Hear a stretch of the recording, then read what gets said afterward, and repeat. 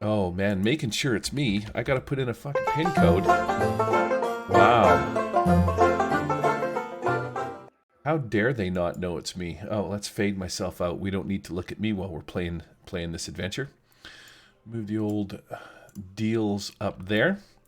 All right, welcome to the Sunday morning one shot. Even though it's not a one shot, it's a campaign. So that's kind of a stupid name for a thing that we do. Let's bust out me table, and we're gonna get right into this action because we are today playing the what are we playing today? We're doing the continuation of Tales Trees Tell, which is a season 1 Adventurers League game. DDX, what is this one? 1-8. And when our lovely crew, whence, I guess is the word I'm looking for, they last left off, they were in or on the outskirts of a town called Green Hill. So I got to find that by doing a see all. Clicking through to where Green Hall is. Green Hall.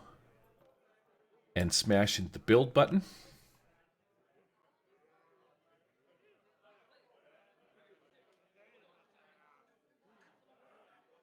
Shbagadaboosh. Finish building. All right, gentlemen. This is the beautiful elven haunt forest.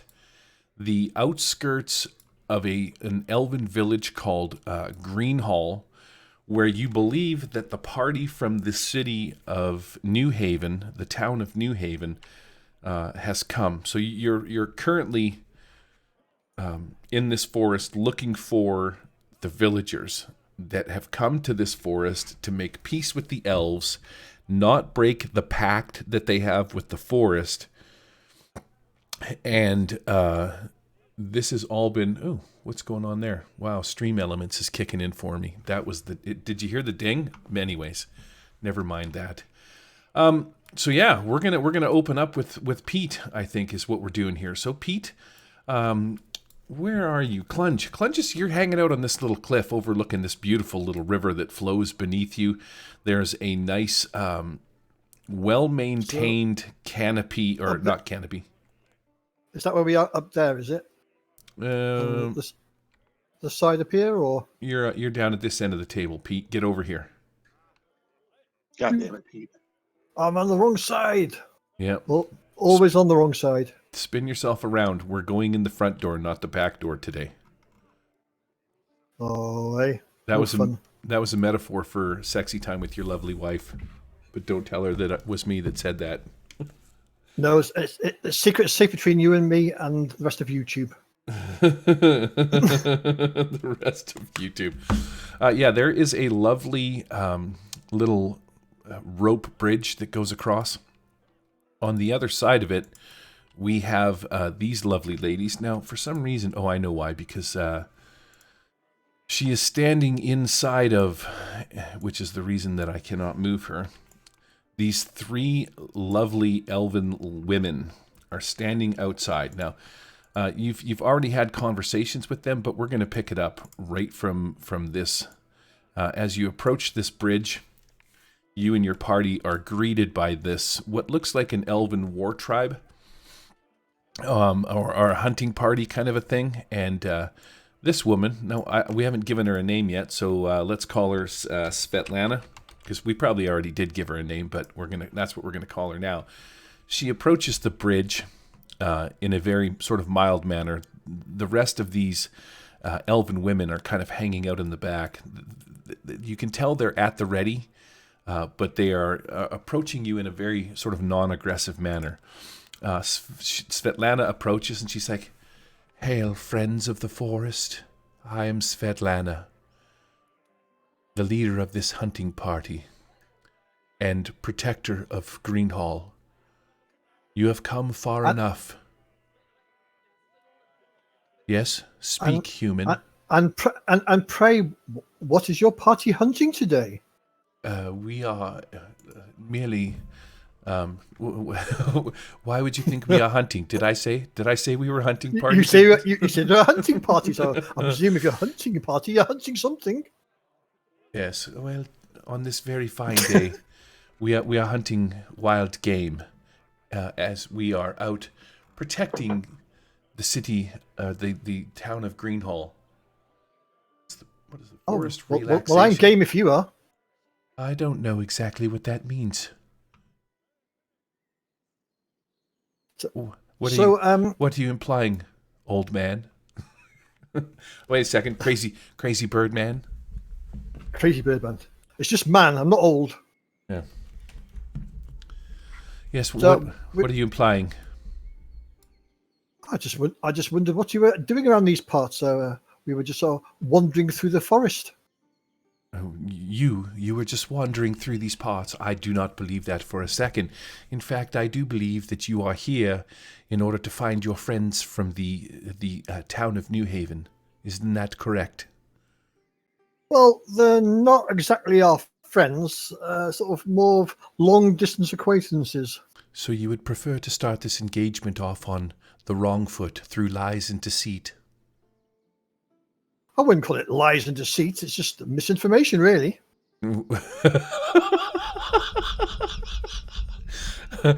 She looks at you and she's like, potato, potato, tomato, tomato. Aluminium, aluminum. Right. I can play this game too. That's correct. You have figured it out. So, do not lie to me and tell me that you are merely wandering through the forest. We know why you have come.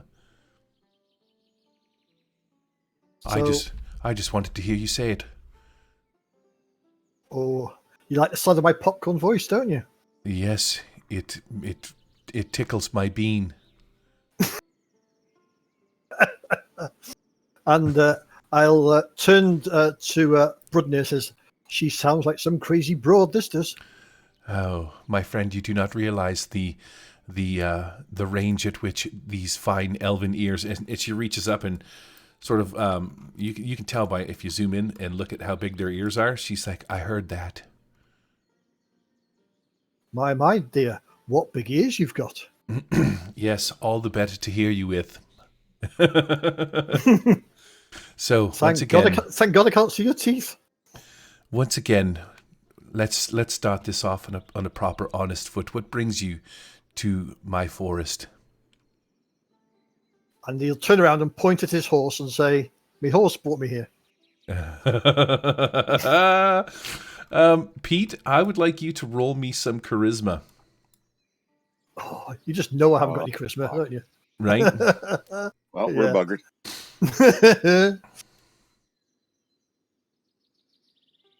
Oh, baby. Oh, you suck. That's an 18. You suck. All right, so seeing as how you rolled so well, she's like, oh, your wit is mildly amuses me, my friend.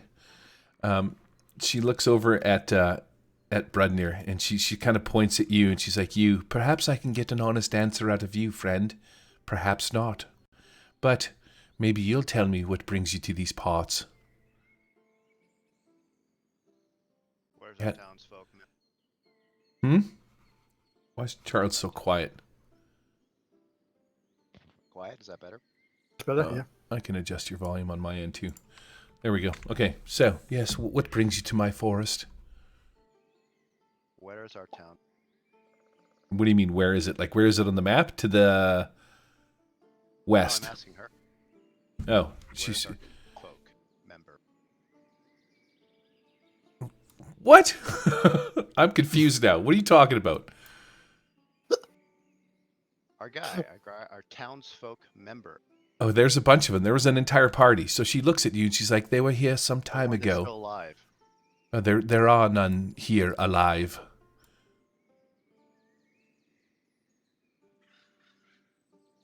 Hello, I'm talking to you. Did you not hear what I said? There are none here alive. Where are their bodies? She's like, well, one of them you would have seen on the edge of the forest filled with our arrows. I didn't know that guy. You got any others?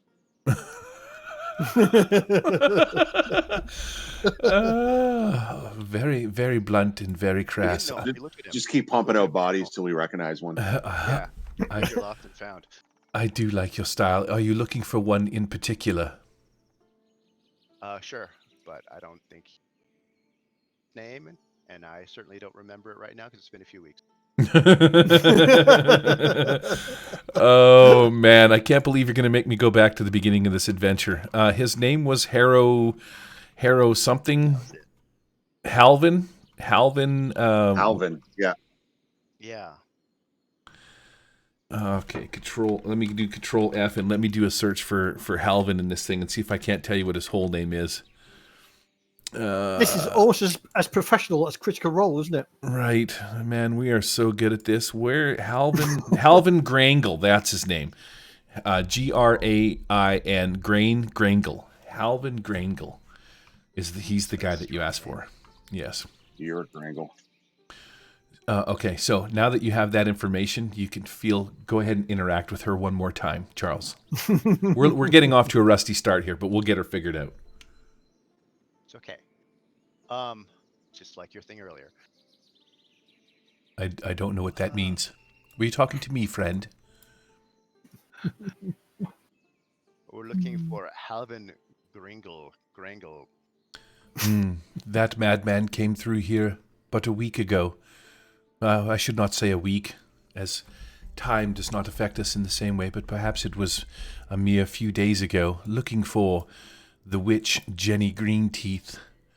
We sent him on his way, and he made his way towards her grove, but we do not know where he is currently.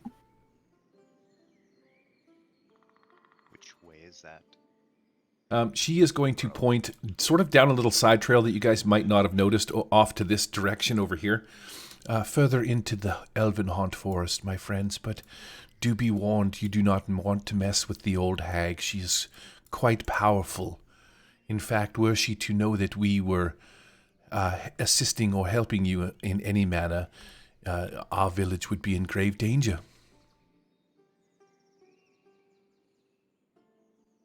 Now, out of character question, did town make the deal with her or the elves?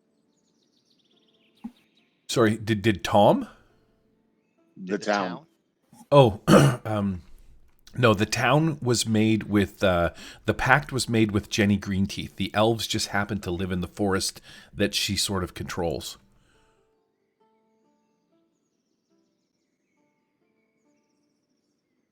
Okay. The silence is most awkward, friend. We should not be standing here staring at one another. It's okay. We don't count the passing of time because we live so long, correct? Well, we do, but your time is precious. You couldn't tell me how long someone had been here, how long ago someone had been here. Now you're saying moments matter. Don't get smart with me or I'll put an arrow right in your shit pipe. I don't know what that means. Maybe Brad, shit pipe doesn't translate very well. You're human, aren't you, Brudner? I think so. What do you mean you think so? Yeah, race human. Okay. Race, I just have pure. So. Wow. Oh, holy man. What does that mean? Yeah. Okay, so yeah. So she's like, time for us does not mean the same that the same for you. It is different in our world. We do not count the passing of days. What do you count? We count sexy time. Yeah, sexy time. Never mind. I just wanted to sing a little bit there. I don't know what that question means. Besides, this conversation is very long and diluted and going in distances and directions that I cannot. Now, Okay, well, have you dealt with Jenny Greenteeth a lot since she's your landlord? What way should we deal with her, except to be polite? To be polite. She, hold on a second here. Oh, I had to go back and look for Halvin Grangel. Now I gotta find this spot. So she tells you that, no, my friend, we do not deal with Jenny Greenteeth. She stays in her grove and we tend to the forest. She is an old and aged hag, a woman of centuries, I would assume, wise and evil to the core. So we do not deal with her. She kind of laughs at you, a little bit. She's like, I find your want to interact with her laughably naive. That is a thing that she says to you. Does she laugh? Yes, a little bit. Ha ha ha ha. I can't really do a female laugh. Ha ha ha. Yeah, you're right. You can't.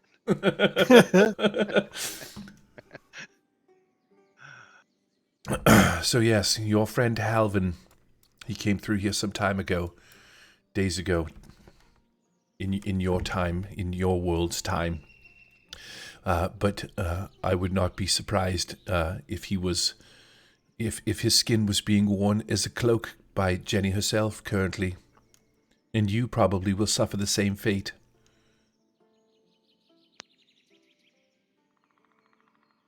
Well, I'll look over and say, well, why the hell are we still here? Like, no one is telling us to. Why are we still going to find her? To find who? To find Jenny? Halvin. Oh, you're here to go find the villagers too, man. What do you mean? Has it been that long since we played? Do we need to do a full refresher?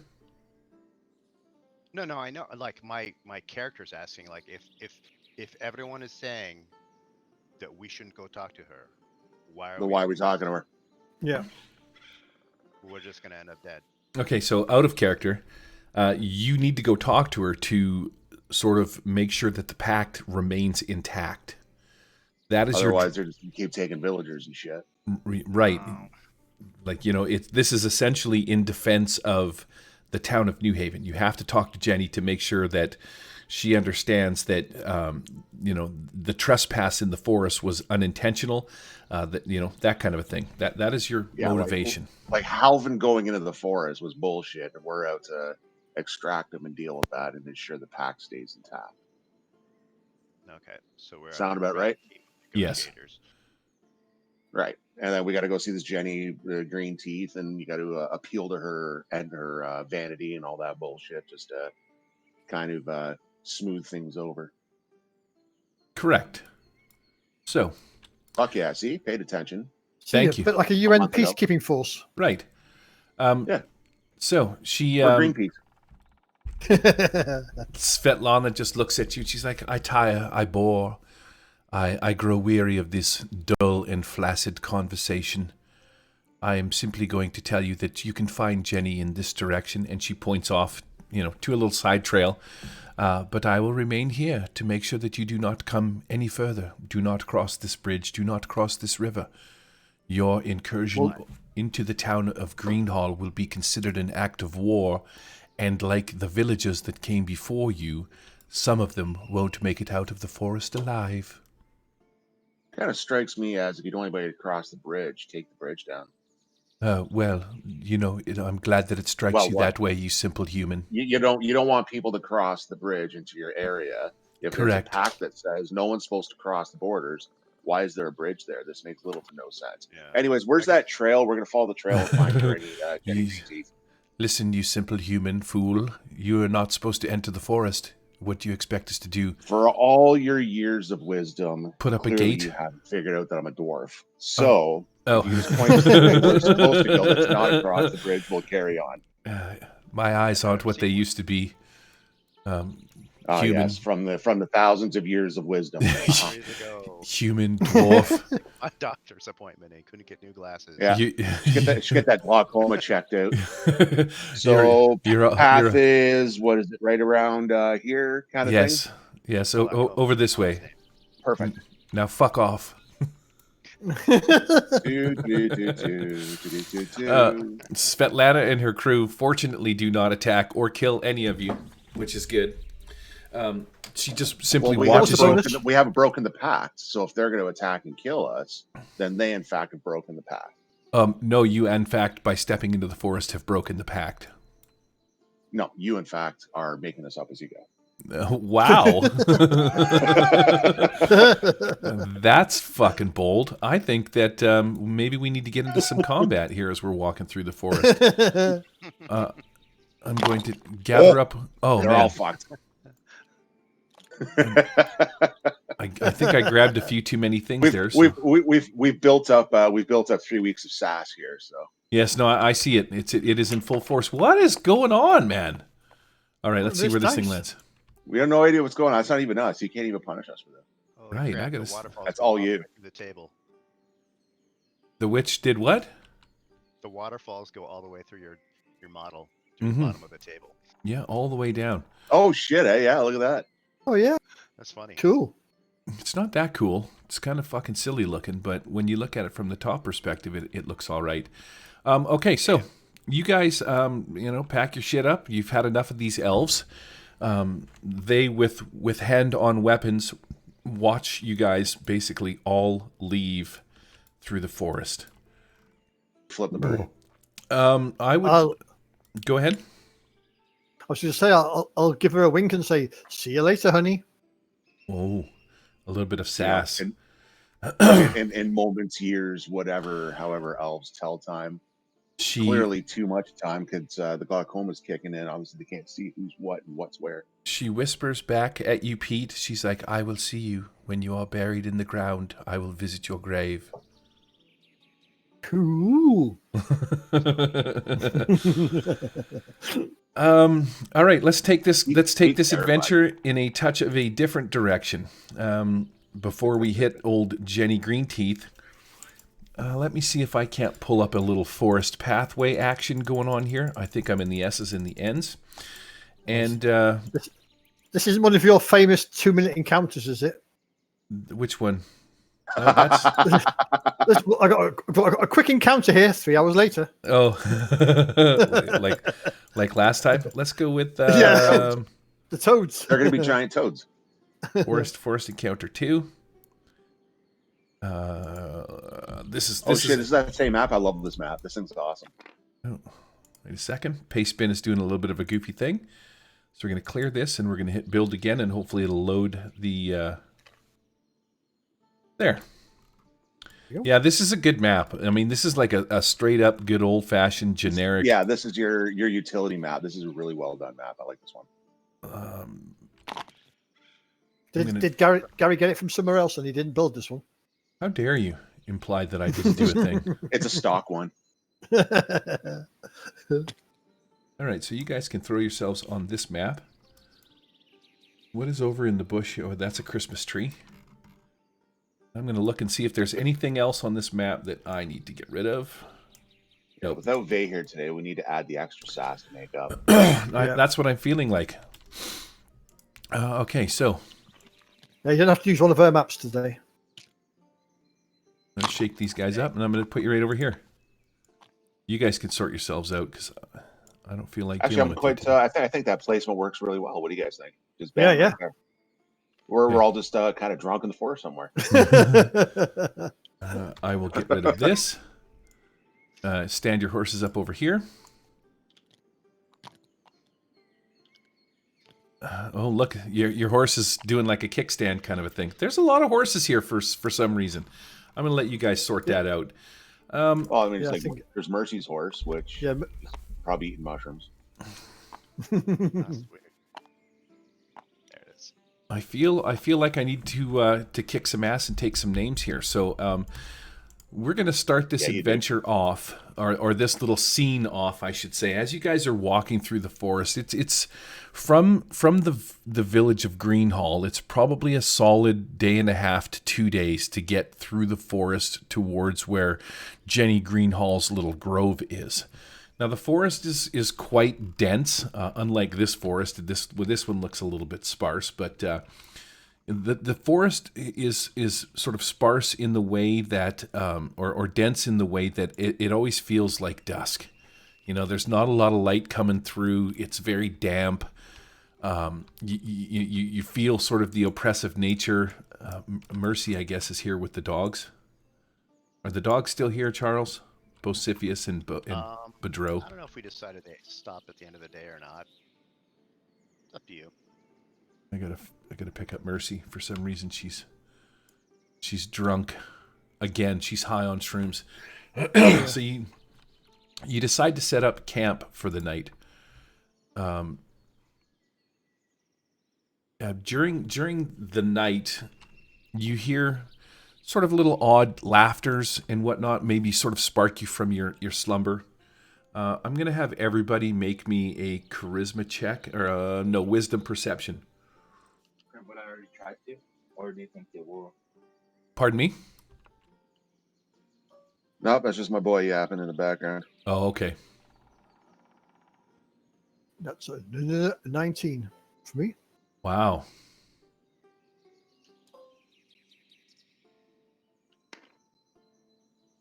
Says wisdom 16.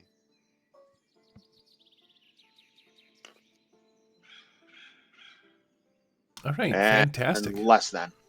Okay, In so fact, that's a 8. Charles is- is asleep. that is an 8. Yeah. Let's see here. You, Thazit, the both of you. So if you succeeded, just as you're sort of laying there, sort of having a snooze, you can hear like a little bit of laughter coming, like these faint little voices, the fluttering of wings, the giddiness of sort of like small children. Hee hee hee. Clunge, you turn just in time to sort of see this little winged humanoid sort of down by your pocket, who immediately notices you and then flutters off. The same thing with Brudnir.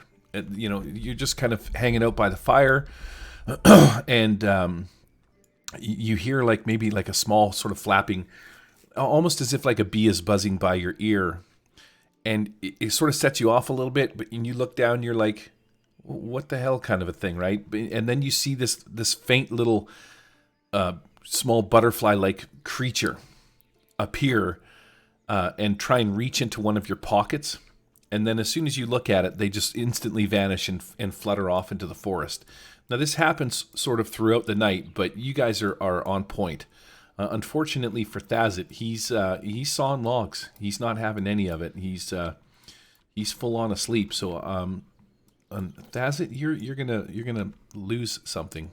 Adjust your initiative as you wake up and your necklace is gone.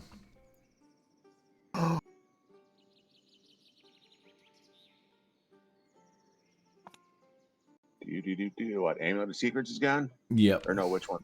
Yep. Amulet of fine. Secrets. I flip this over, drop that into the that's pile. Yeah. So Fucking, it doesn't pay to have a character last long in this day. This is holy fuck. and after a few moments of this, you guys are become sort of hyper aware of what's going on, and the idea that these fluttering little creatures are sort of all about in the forest, maybe playing tricks on you, casting illusions into the forest and whatnot. You don't notice that amulet is gone sort of until the morning, is what I'm going to say.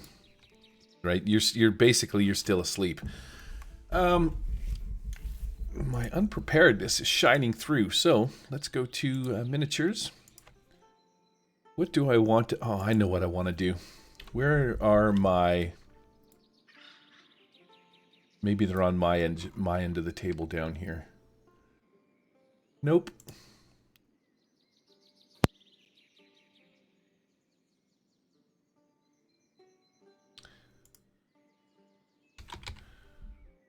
There they are. Okay. I found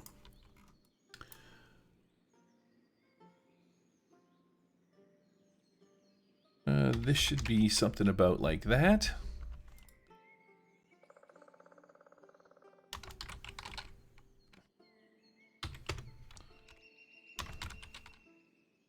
There we go. Okay, so Thazit, you're fast asleep. Let me scroll over here. I'm going to change the rotation value of my threats, treats, and dimers dice down by 1, and we are going to shoot around to Pete. Pete, what are you doing throughout the night? What is your plan?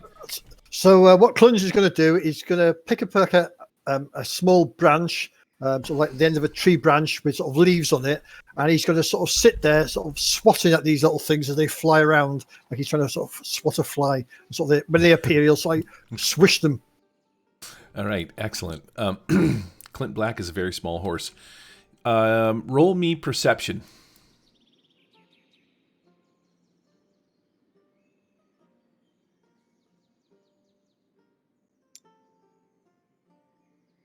That's a 5. Sweet. Yes. Sweet, sweet, sweet. Now I gotta find Clunge. Let's move the dogs over by Brudnir over here. And as you're swatting these vile beasts, these vile critters that are trying to pinch your stuff, these little pixies and fairies of the forests, you are completely unaware until the very last moment, at which point you hear like a harsh growl and turn around to see that out of the forest, this warp-looking beast that you're quite familiar with just sort of appears, and it's going to try and bite you in the back and claw you. It's just appearing to attack. I'm going to do 3 attacks, bite and claw, as this thing's trying to maul you from behind. Where's my fucking warp beast? God damn it. God damn it. Unprepared, unprofessional. My games. ICRPG monster redo. This is why we keep coming back. Warp beast. That's right. Shut up, I found it. He gets +5 strength. So That's it. Plus. +5, yep. So you're looking at 14, 21, 14. What's your armor class? 21 is a Pete? hit. 21 hits. Just the 21? Okay, I'm going to say that was his bite attack. He makes a couple of... he leads with the bite. He sort of gets it into your lower bachial area for 5 hit points.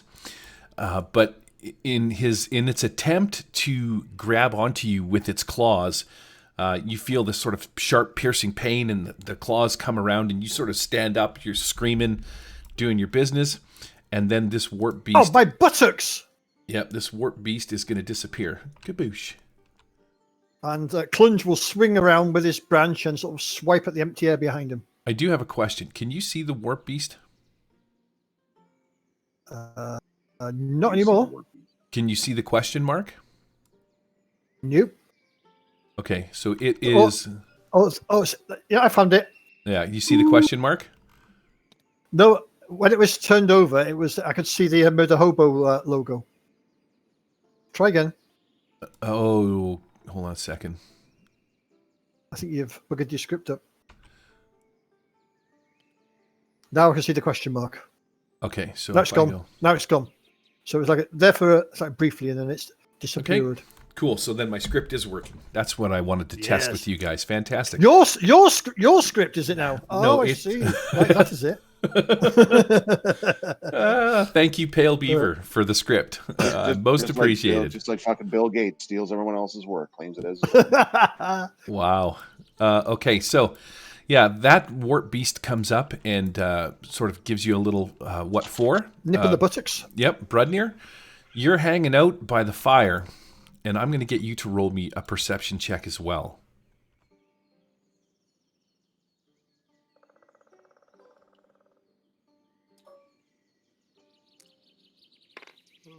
That's a 16. Okay. As Clunge jumps up out of his seat, screaming that he's just been attacked by one of these things, you see it appear for a brief second, and then boosh, it just sort of vanishes off into the forest. You immediately sort of stand up, and in doing so, you can sort of feel the whoosh of a few claws and some teeth near your back, and you stand up to turn around to see that this warp beast is right there. Now, it's going to, because you have caught it, it immediately sort of freaks out, and it's going to disappear without making its attacks. Ah! Yeah. That's it. Roll me. You're sleeping. Sawing logs, bud. Yeah, you're sawing logs. Make me a perception check to see if you wake up this round, and then we'll start combat next round. Swing a branch at it too. Pardon? What's that? I don't get to swing a branch at it too? Hell no. Oh. Okay, well, let me know when I need to do something. Okay, it won't be long. That's a 13 there, Pedro. Okay, so fantastic. All right, so during this little commotion that's going on, you appear just in time to open your eyes to one of these displacer beasts, these warp beasts as well.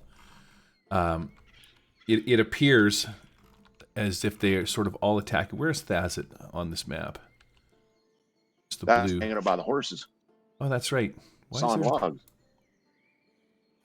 He's sleeping with the horses. He doesn't like to talk about it. Right. It's a metaphor for how many times he's died. All right, so you appear, or you awake as well, just in time to catch this thing sort of sneaking up on you. You can sort of see it phase in from wherever it's at. You look up, look around, immediately check your surroundings, and as you turn around, you can see that this warp beast, this sneaky warp beast, has sort of appeared just as it's about to pounce. You make eye contact with it, at which point it just sort of immediately sort of vanishes and disappears. I'm going to put him right over here somewhere. Okay. Pete. You're up. Yes. What are you doing, Pete? Petrus. I'm going to go to the fire, get a log out of the fire that's sort of glowing, and I'm sort of going to sort of wander over sort of this area, sort of with the log out, going, "Come back, you bastard! Bite my ass, and I'll bite your ass back." Okay, give her shit. You can make your way over to this general direction and make me a perception check as you're waving this log from the fire in that direction.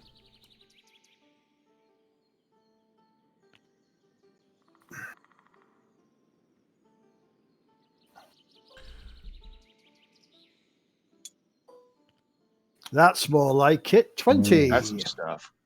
Wow. Okay, I'm gonna say that this yellow sphere is sort of your torchlight. You notice in the bush here, sort of prowling slowly in your general direction, the slight visage of what you think is one of these warp beasts.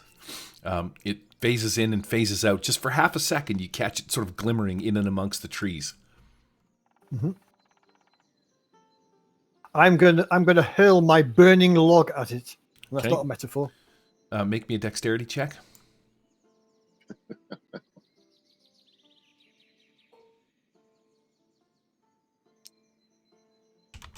And it goes hurtling off into the distance. It lands over And in this direction and and lights the Christmas tree on fire. Clunge will clap his hands and go, "There, that got rid of that bastard." Unfortunately, it didn't, which is fantastic. But you know what you did do is you did light this fucking Christmas tree on fire. So, Yes. Baby, that Christmas tree ain't going to give us any more shit now, I tell you. right? Oh, We've man. got a good track record fighting Christmas trees. There. I'm just going to put the fire there to represent that this tree is a little bit on fire. Okay, so yeah, you can see this little warp beast here. He's making his way in your general direction, and he's fading in and out, so he's very hard to keep track of. Brednir, And go ahead, Pete. I'm going to I was just say, I'm sort of going to very quickly sort of backtrack back towards the fire, sort of facing him. Okay, fantastic. Brednir. Where's Brednir? There you are. What are you doing, Charles Brednir? isn't paying attention. He assumed you'd skip them. Nope. I'm on. There's only 3 of you. If I fucking miss Brednir today, man, I'm going to quit game mastering. It's really what it's going to boil down to. Hello, Charles. Yeah. What are you doing? Hello? What? Hello, Charles? Sorry. Well, we've established that my dog's going to detect these people, so I just sent him to attack them. Oh, okay, fantastic. Well, if that's the case, then your dogs, which way are they going to go? So your dogs are barking over in this general direction, or there's one over here somewhere near Pete. Pete. I don't see Clunge. a Pete on Near the- Clunge. God damn it, Charles. Why are you making my life so difficult today? Who's this Pete you speak of? I don't know. Some mythical character he's imagined. Send them Some- both ways. 'Cause that some- way we I can- hear he's a god. Fucking fairy No. asshole. Asshole, that's it. All right, so one is going off in each direction. Yes. Okay, I'm going to say they make it roughly... Well, these things actually have some pretty decent moves. So this thing is going to shoot over in this direction. You see him go around this tree, and he sort of disappears into the forest. You can make an attack with your dog on this guy over here. He'll make it that far for sure. That is a hot 11. Wow. Do your dogs, your spectral dogs, have any bonuses? I don't think we ever gave them bonuses, so... Charles, get it together, buddy. Oh, they have a +7. Do I have to look up Yeah. everything for you? Yes. No, you have to tell me what the conversion is for ICRPG, though. Here you go. Ghostly Hounds is +2 dexterity, +2 strength. 1 action per turn. Okay. Yeah, then they hit. Well, wait, are we at 12 still? Yeah, so they hit. Do I have... Read Locust? No, I don't have them. I'll import a character or a sheet for you for those things. At some point. Okay, so they do hit. Roll for damage. Boy, this game is off to a clumsy start today, isn't it? Yeah, that's a 1. Wow. I'm not even gonna do you the justice of putting that 1 point of damage on this character. This warp beast. That's just lazy GMing. Oh, okay. Well, then. Yeah, and when it's at 1 hit point, still kicking their ass, we'll be Does saying. Is that it, Brudnir? You're good? You've just sent your dogs off to do a thing, to fight your battles for you, you pussy? Yeah. Well, then I disappear and go into another plane as well. Oh, my God. You're killing me today. Clint Black, the tiny horse. He's a little startled by what's going on here, to be honest with you. Bassett, what are you doing? Well, Fazit has seen one of these, so he knows shit's going to hit the fan, and he's going to throw up a Crystal Sanctuary. Ooh, sweet. Okay, so while you're rolling your spells for Crystal Sanctuary, let me bust out my... He's not going to throw up Crystal Sanctuary. Wow. Not at all. What did you roll? Just a sweet whopping sweet 5? Okay. Sweet 5 would have been 9 altogether. All right, I'm going to kick my rotation She would have timer been 10, down. but apparently we have thieves in the forest. Right. Yes, you do. This is the point at which you notice that your necklace is gone. Shed a tear. Role play for me. Tear. I'm going to... That was a necklace given to me by my mother. My mother. That's going to be 1 hit Damn on it. the dog. Oh. Oh, we see you got your other script. Oh, Charles. Poor little Bocephus lets out a raging sort of scream as it disappears back into the... what plane do ghosts come from? Anybody? Spectral? Ethereal? Ethereal. Thank you. Charles, I'm going to give you a hero coin for helping a brother out here. Oh, thank you. Or sorry, not Charles. Fuck you, Charles. Okay. There you go, Pete. You I feel think we the should all get link, hero coins for this bumbling. right? You know, I just kind of put my head down on my desk and sort of rubbing my forehead as I'm thinking to myself, what is this atrocity that I'm running today?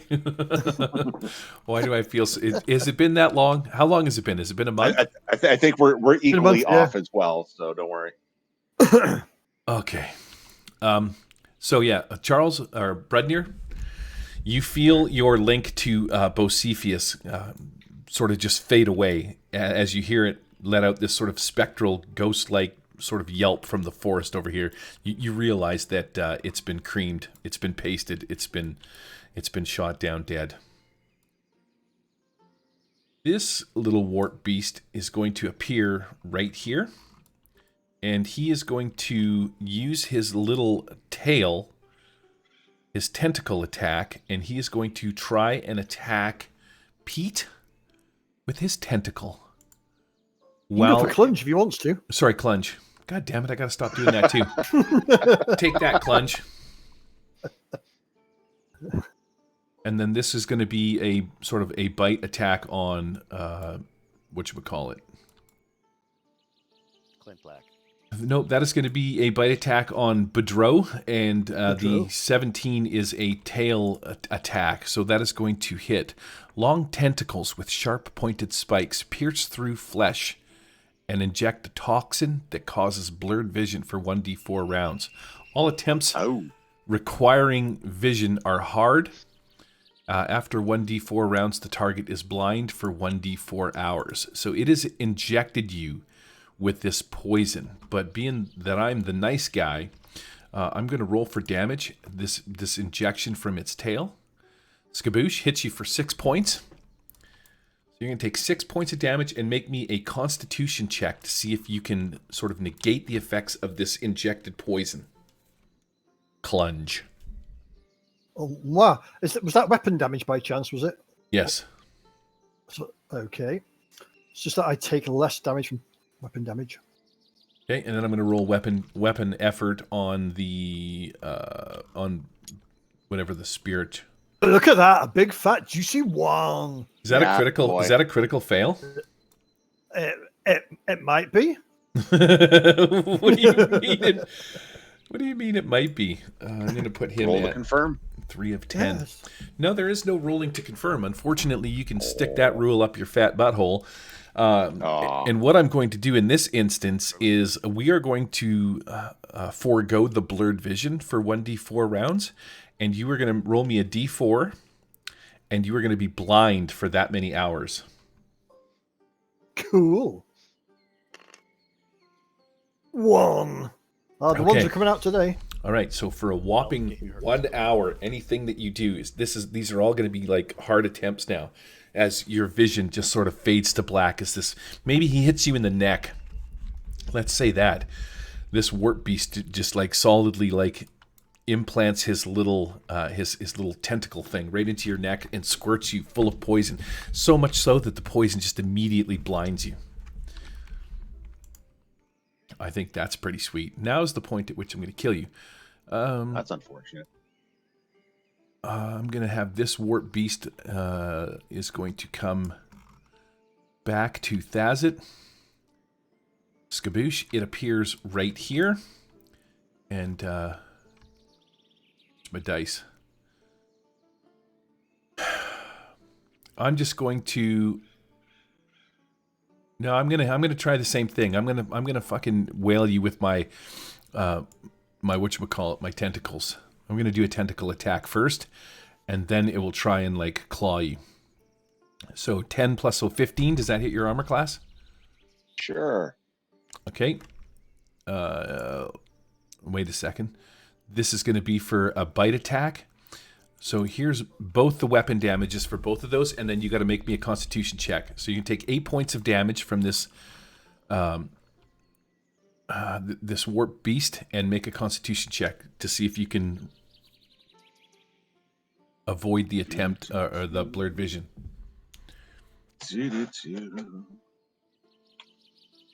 Oh. Holy, hold on. There we go. Con check.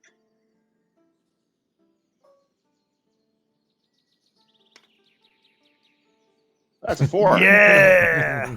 Hey. Okay, roll me d4 to see how many rounds this blurred vision lasts. 4. Oh, 2 rounds. Let's see. Do I have... What do I have? What is it called? Not effects.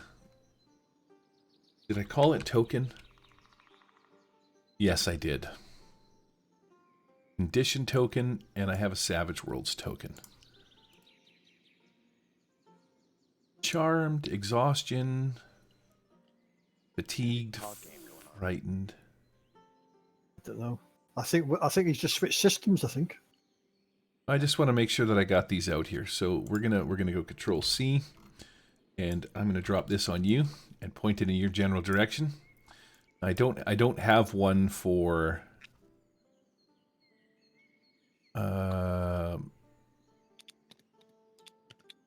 Oh my God! Don't make me fucking take my toys away from you. You're not blinded, but I'm gonna put the blinded condition on sort of on both of you. No, we were blinded. No, you just have blurry vision. In 2 rounds, you're going to be blind. All right, where's Close enough. Where's this guy? So this guy. Oh, wait a second. My warp beasts at this point also too. They take back off into the forest and disappear.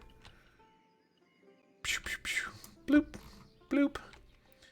Charles, Brudnir, you're hanging out by the forest. Your dog. Now, what's your dog? Your dog is barking in this general direction. So you have a pretty good sense as to where this one warp beast that Boudreaux is paying attention to. But this little sneaky warp beast pops back out of the bush too, in behind you. Actually, you know what? I'm wondering if I've just made this a little too. All right. Well, we'll see what happens here. Let's get the dice deciding what's going on here. Tentacle attack. Oh, that is a straight up miss. And a swipe with the claw. Oh. It appears. One of us needs to make it out. Right. So its claw. There's a pile of wood right here. Maybe there's like a little random stump in the ground. And as it swipes at you, its claw sticks into this this little piece of wood. And you can see that the warp beast is trying to get out of here. It looks at you with panic in its eyes as it's trying to retract its arm from the claw or from the piece of wood. And you can tell that it's sort of stuck. Your next attack will be an easy attack on this warp beast because it can't actually get away. It's kind of just sort of stuck there. Wait a second. Where are we at in this game? Was that my turn? Okay, Pete, you're up. Okay, so I'm going to roll a d12 to see which direction I bimble off in. So, Can you translate that? I don't know what bimble means. that's 11. So I'm going to 11 o'clock. So, looking where I am, I'm going to sort of go off in this direction over here. Okay. Are you swinging the whole time you're there? Oh, yes. It's just randomly sort of swinging at anything and everything in that general direction. Right, excellent. Okay, so you just fucking blindly swinging into the bush. Fazit, what are you doing? Or sorry, Charles. Charles. I'm gonna Brudnir go first. Brudnir. Brudnir. There's only 3 of you playing today. Can we just call it a day? I think we'd probably survive if we did. All right, Brudnir, what's going on? I'm gonna pull out my sword and kill it. All right. That's pretty presumptuous. I'm gonna spend a hero coin to reroll that. Oh wait, D12. Oh, hang on. What We now? got We do the Mushroom Queen might be coming to save us. She might be coming to save you. I think you need her. She's been busy sweeping out the swamp this morning, I think.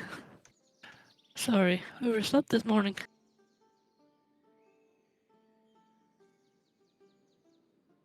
What happened? What happened, Brudnir? What did you do?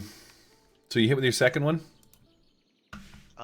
Well, no, like we're doing the D5 the D12 to add to that, right? So I didn't roll the right one. Okay. Oh, that didn't hit either. Oh wait, no, it's easy. Yes. Still doesn't hit. Still. Wait, no, it does.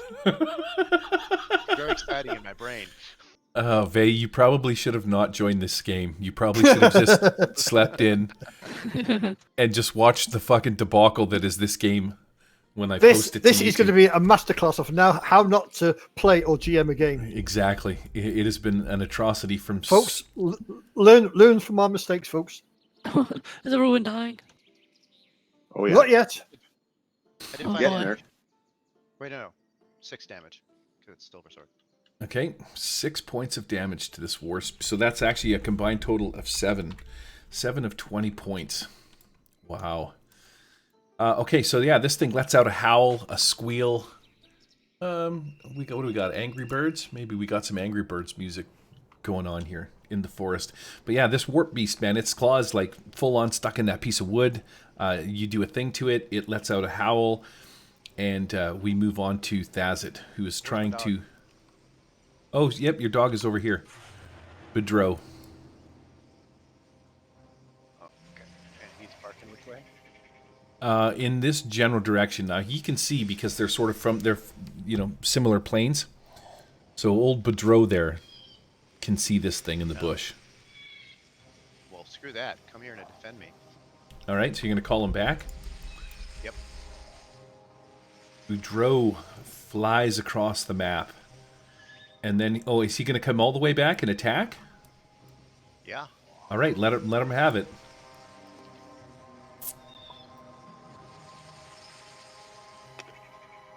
That is a 8, which is one short of the easy. One short of what you need. Let me turn the volume down on this thing a little bit so it's not so overwhelming. And you missed? And I miss. Okay. It's going to put me around to Thazit. All right. So Thazit can hear a commotion.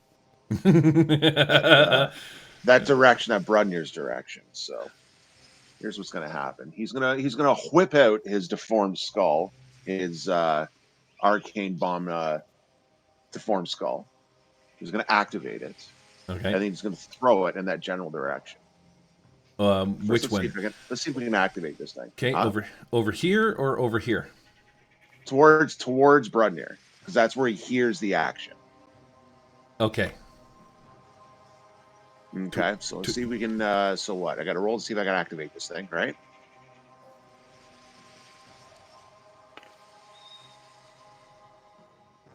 Seeing how he's blind as shit, he has no idea whether this thing's actually activated or not. He's going to throw it towards Brudnir. So, what do you want? A dex for that? Yes. Right. Yep. Yeah, and just remember that your vision is just blurry. You're not blinded as shit. You're absolutely right. You're 100% right. So, I guess at this point, a deformed skull that's not doing anything is going to kind of roll towards his feet. Right. Let's do... I think I got one of these. Skull and crossbones. Oh, isn't that cute? Custom. Why is it so frickin' big? Thickness. Let's go down here. Skull and crossbones is landing somewhere in this general direction. Ba-dink. Well, I mean, with the roll probably nails it right pretty damn close to him. It just doesn't do it. All right, Vey.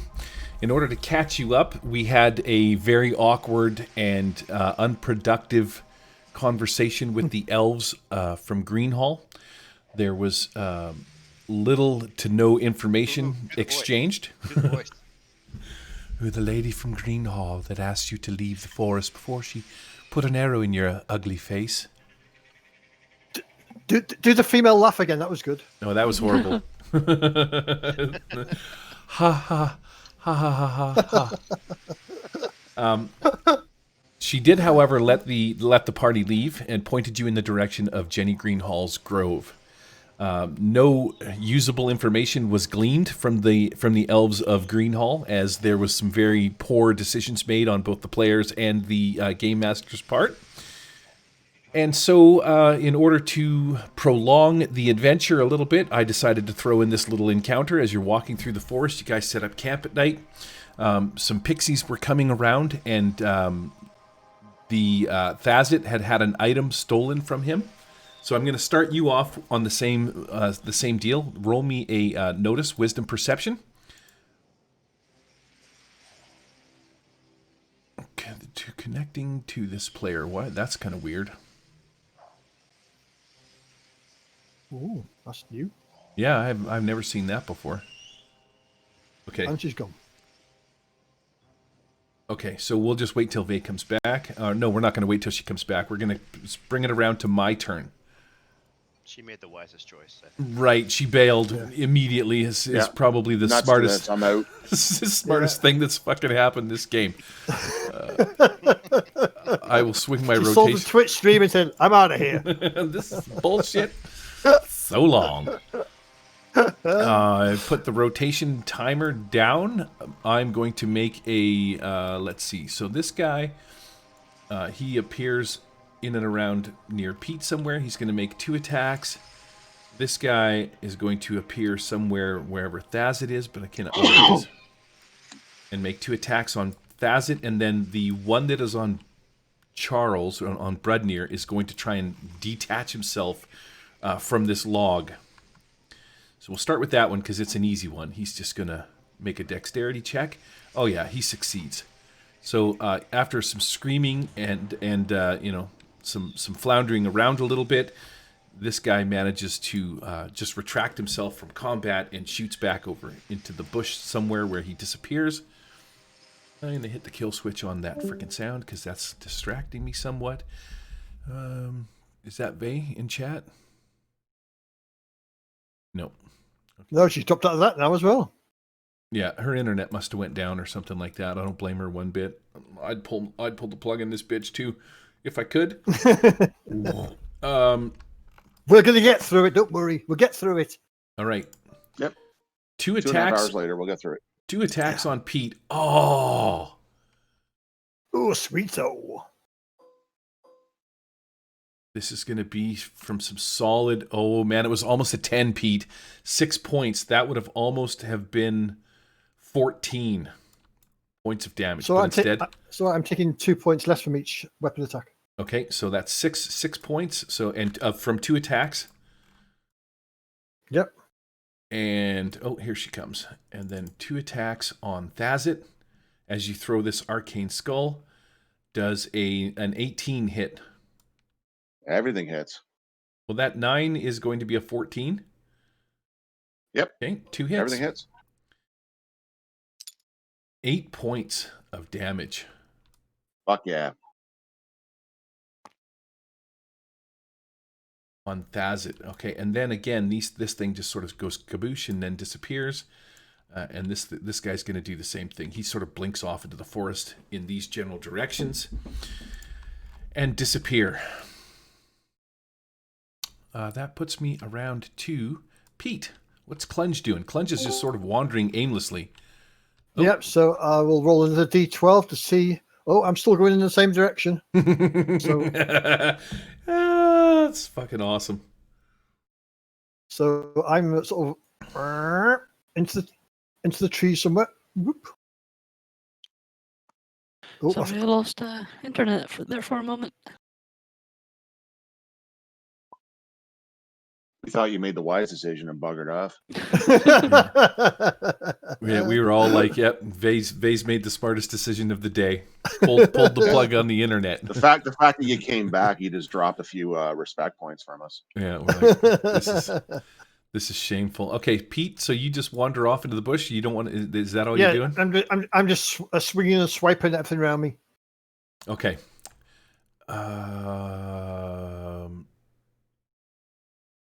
Vade, how far did I get into my little thing from the last? Oh, you were just at the point where you said, "Here's this encounter, and this is what's happening," and then it dropped. Okay, so yeah, there was some atrocious role playing on both the game master's part and the player's part. Right. The elves of Greenhall graciously let the players pointed them in the direction of Jenny Greenhall's grove. And in order to sort of prolong the game, I threw in this random encounter, and things are going horribly awry. There was some pixies at night that had snuck in, and they were pickpocketing everybody. Now, a couple of the guys noticed them and shooed them away. Thazit, unfortunately, didn't make out so well, so I'm going to have you roll a wisdom perception as well. If you fail this roll, I'm going to steal an item from you. Oh.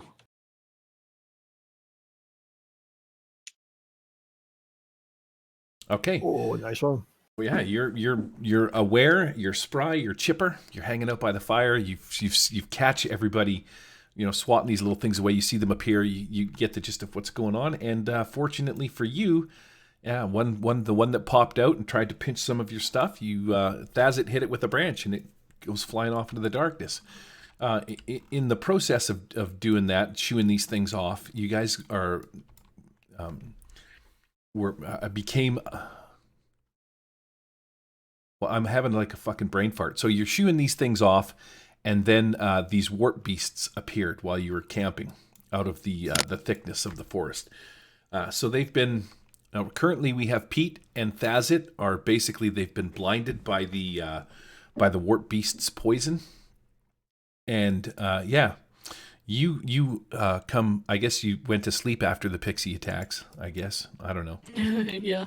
I need to get my beauty sleep in. Right. Suddenly you pop up and you're like, hey, what's going on, guys? And you find yourself in the midst of a warp beast attack. So over to you. What are you doing? Oh, right. I don't see the warp beast, right? Correct. Yes. Okay, he's currently warping. Yes, they like to sneak in. You've gotten the gist of how they attack. They sneak in invisibly, attack, and then warp away. You know they're around somewhere. All right, so I'll look around, see who is, what everyone's condition is. You've got Pete. Pete is over here in the bush. Clunge, blind Clunge, is over here in the bush. He's currently being attacked by one that sort of keeps coming in, whacking away at him, and then disappearing. He's taken the most serious beatings, and he's just sort of wandering off into the woods. Thazit is out in the open right here. He is also blind and is being, unsuccessful in his ability to fend off the warp beasts. And then Brudnir is doing all right. He's full charge. He's full steam ahead. Thazit looks pretty beat up. Not Thazit. Clunge. Clunge is taking the biggest beating. In fact, he's just wandering off into the woods right now. So somebody might want to rescue his ass. Okay, Thazit shows 8 to 20. Oh, well, I'll chase after him. The blind, the blind meeting the blind. Fuck yeah. Right. This is the round at which Thazit's vision completely leaves him.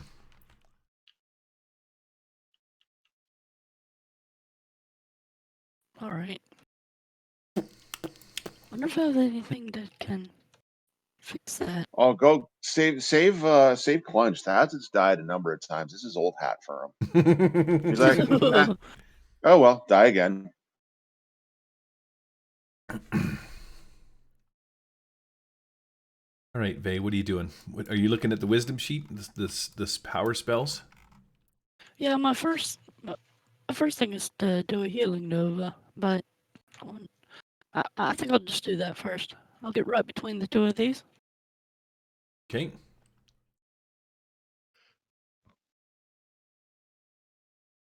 Yeah, I would say that would be about her. Looks good. All right, that's a full-on success. Roll for some healing powers. All right, that's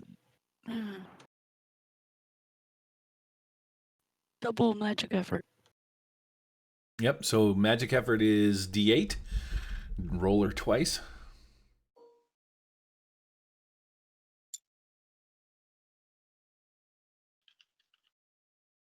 Is that 1? 7?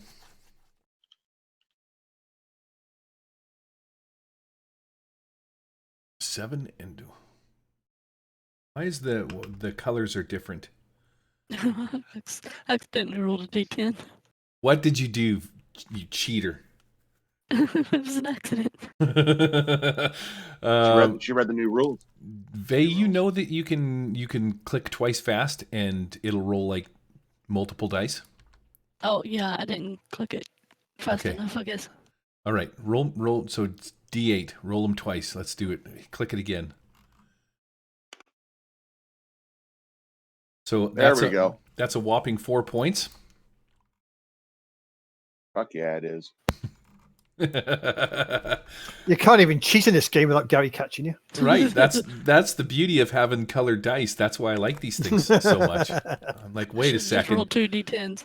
Right. I probably wouldn't have caught on. Okay, so you go between the two of them. I'm going to leave the description up to you. Cast your spell. You two meatheads get healed for 4 points. Now, unfortunately, your blindness is not cured, but you can feel Who said that? the wounds that you have acquired start mending up. All right, yeah, I'll run out there to the center and hold up the broom and hope for divine intervention.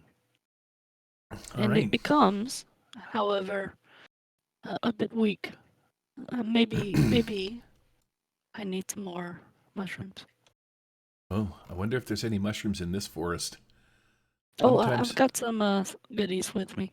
Oh, you got your stash. Okay, That's right, yeah. Brudnir, you're also close enough maybe to receive some healing. You're sort of all within near, but you don't have any damage, so I guess you're not feeling any of the effects of this. Although you do feel, you know what? You feel a little happy, buddy. You kind of feel the blessed light of the Shroom Queen's soft, lovely touches upon your body. He's got the giggles. Right. That said, it's over to you. What are you doing?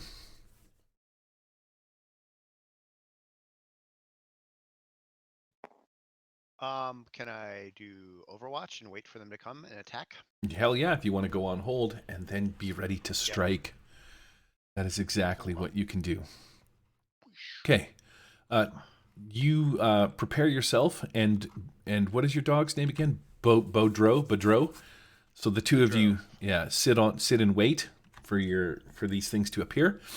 Thazit, you feel the lovely touch of the Shroom Queen's lovely mendings upon your body. I still can't see shit though. Nope. You can feel it though. Yeah. Okay, so cool. So I think what he's going to do is going to fire up a Crystal Sanctuary, see what happens.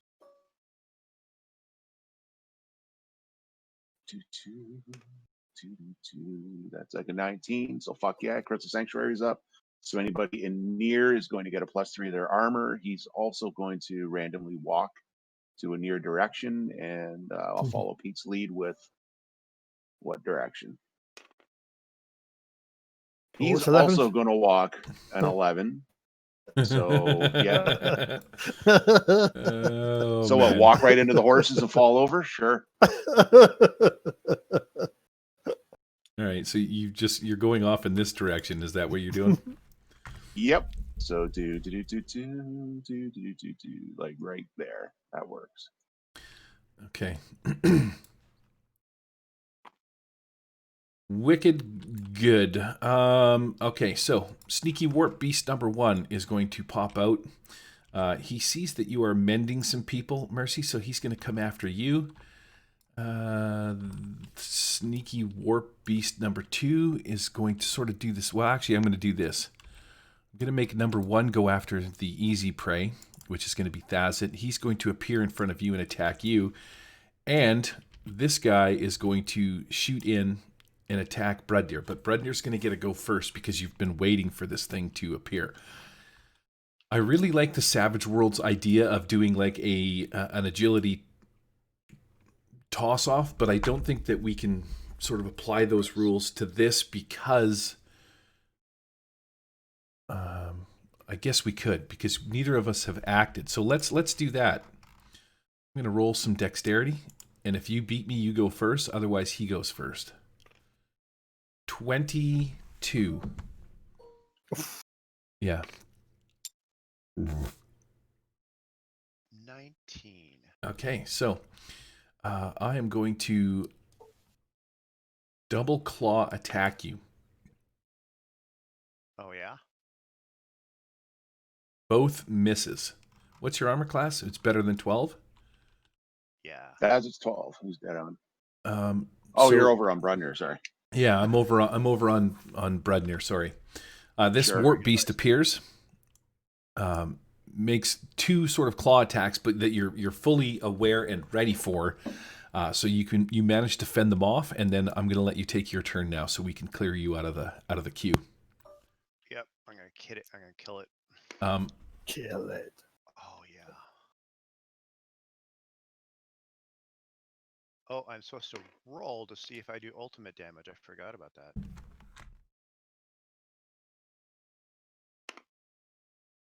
That is no. I didn't confirm. So I will do 4 plus 7. Kedish change go off. I get to attack again. Wow. That's pretty good too. I'll see if I do ultimate on that one.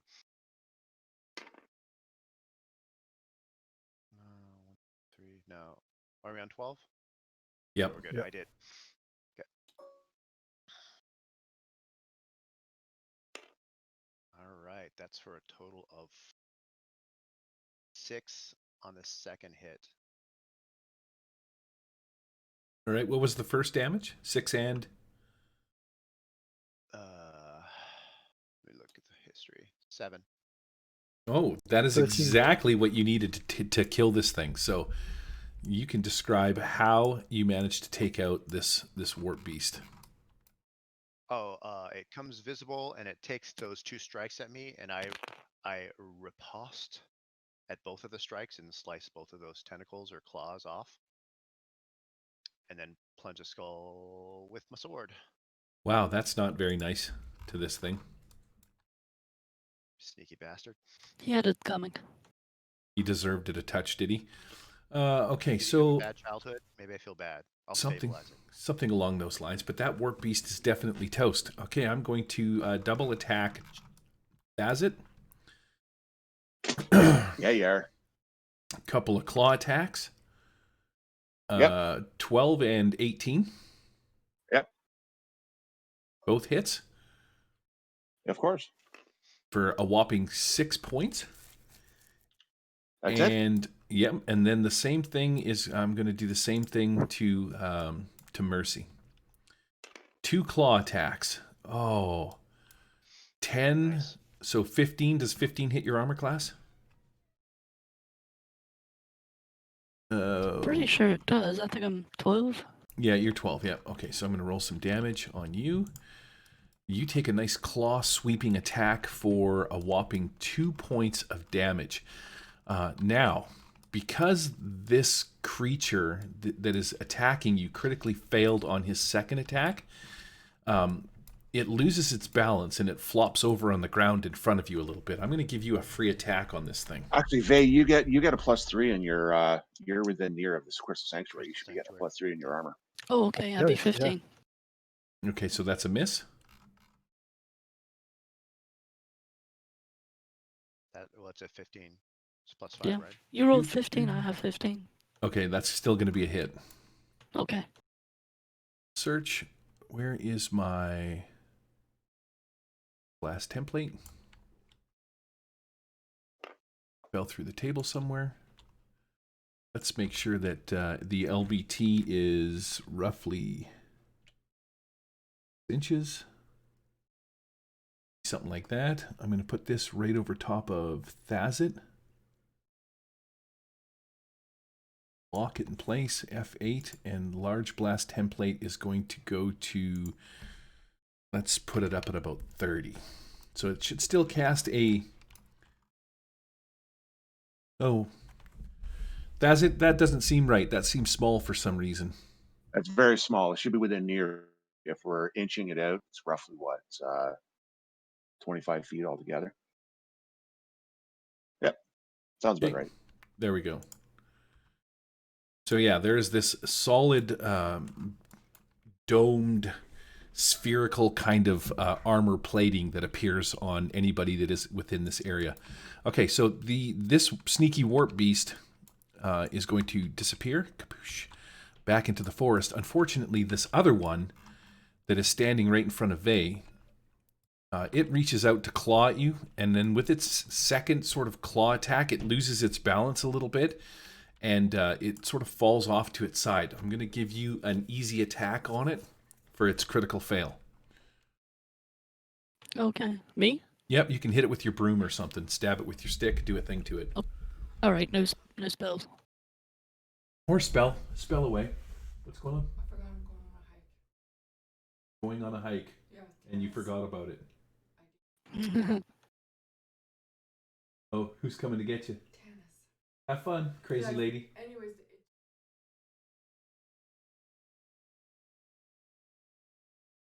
Okay. Right, see you later. Have fun. And then I shall cast Swarm on it. Ooh, all right. Let her rip. What does swarm do? It takes magical damage for 1d4 rounds.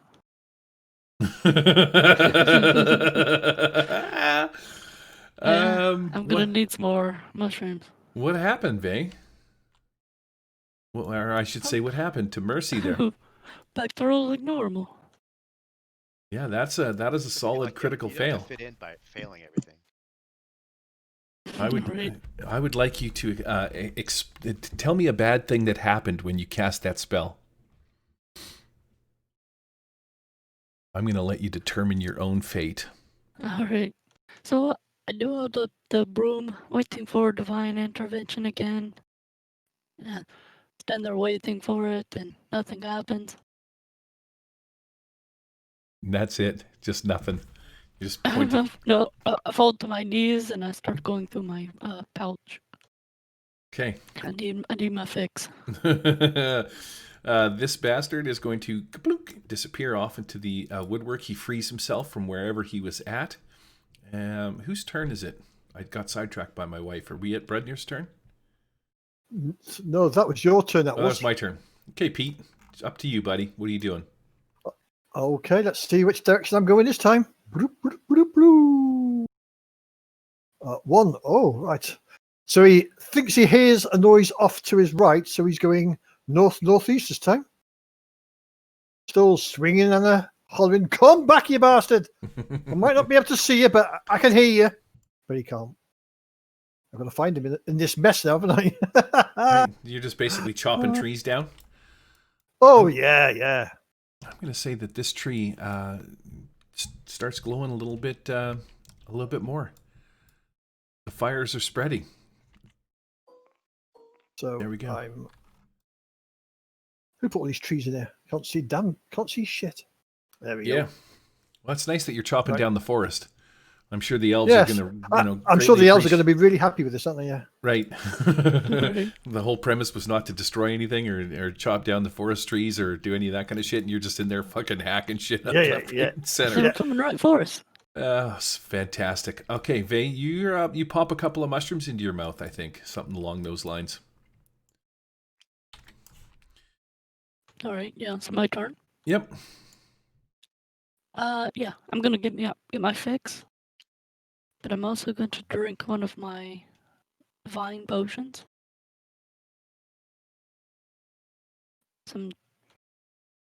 That is the vine vision. Okay. Suppose that'll take an action. Mm-hmm. Yeah, what Right. does that do? It gave me true sight. Oh, yes. Okay. I got you. All right. So you'll be able to see these things. Okay. Excellent. All right. So you are then now fully aware as to where these things are. You can see this one off in the distance down here. And then you notice that there's another one sort of hanging out by the fire over here. All right. Okay. Brednir? Where's Brednir? What? Brednir's over What? here. Where? You're up. All right. I'll move into the Crystal Sanctuary. Okay. Actually, no.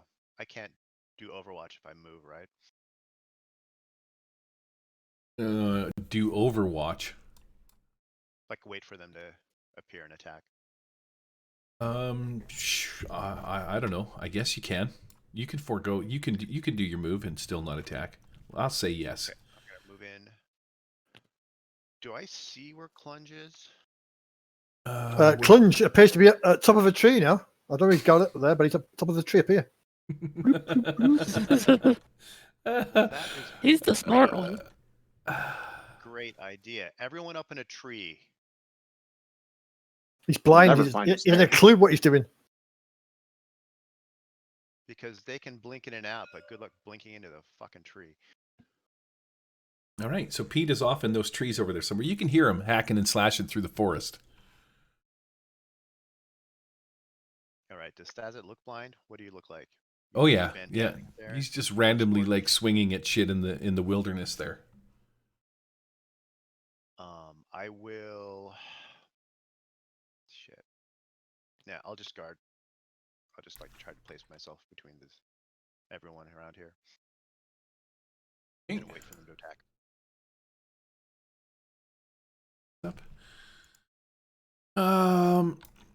Thazit, you're up next. What are you doing? Fuck yeah. Well, again, following the blind, leading the blind. He's going to roll to see a direction he's going to move. Stay here, stupid. Nope. Uh, So let's see here. So I had a token that was down. It's disappeared. So right here. using that. Oh, fuck it. What the hell happened? See him? No. I know where he is. Oh. I had the blind token. Oh, I took it. I got rid of it because it was messing with Vey. So basically, if it's going to be 9 o'clock, I guess he's going to walk near, like, over here. And since he's blind, he can't really think of anything to do. He's going to sit there and wait for the sweet, sweet touch of death to come and take him. Just sit Right. there. Blind, not stupid. Always blind and stupid. He's had enough shit happen to him. He's had enough shit happen to him in a lifetime. Just take him. Yeah, I'll just get resurrected again. It's okay. The sweet. Oh, yeah, you guys keep holding on. Jesus. The sweet. He's going to be like -5 on everything at the rate you guys are resurrecting him. Oh, it's going to be glorious. Okay, Thazit, you wander off, removing the effects of the Crystal Forest, or sorry, the Crystal Sanctuary. I'm going to have both of these guys appear and attack. Now, your Spectral guy, he's full on aware. He's barking. He can see it coming.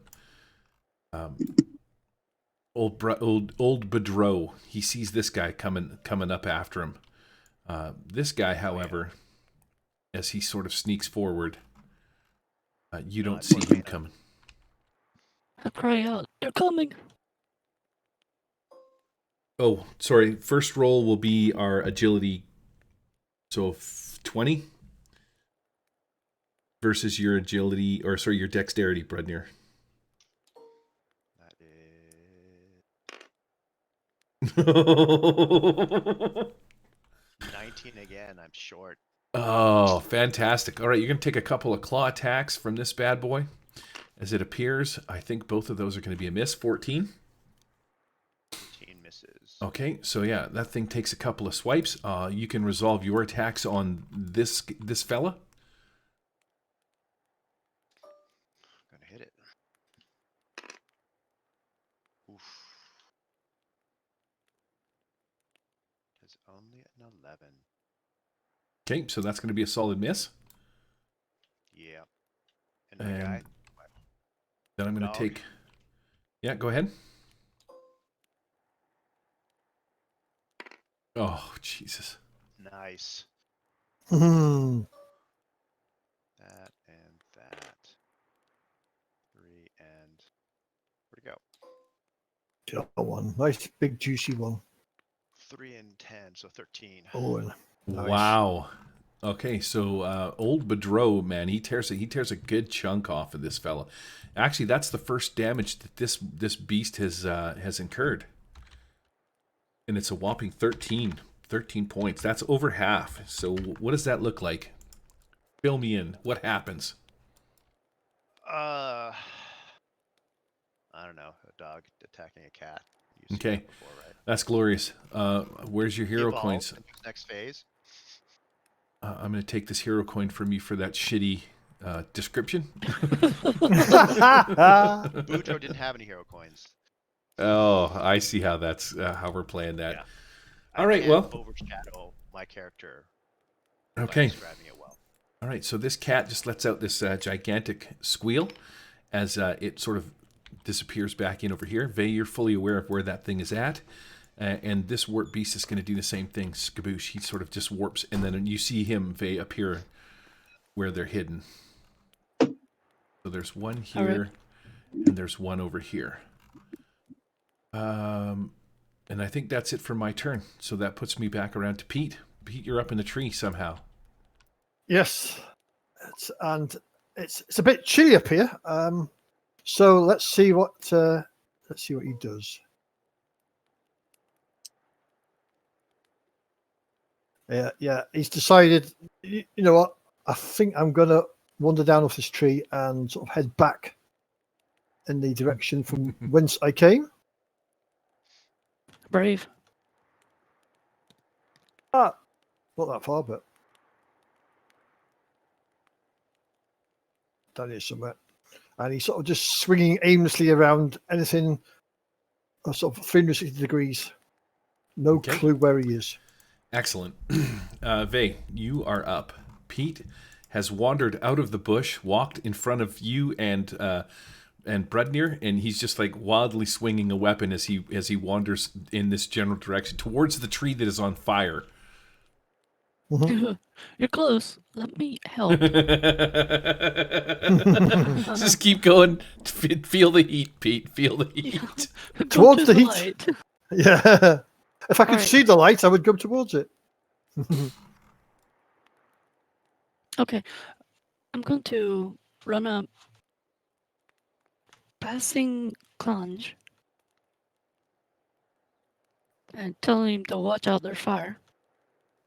Am I like within near distance of both of these? I can see them, right? I'm gonna say sure. All right. Well, this worked before, so I'm gonna cast freeze. Oh snap!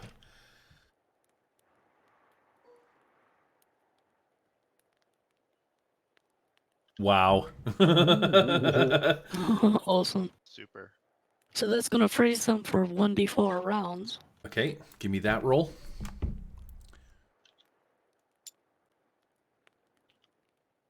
All right, for 3 rounds. Okay, so describe what that looks like.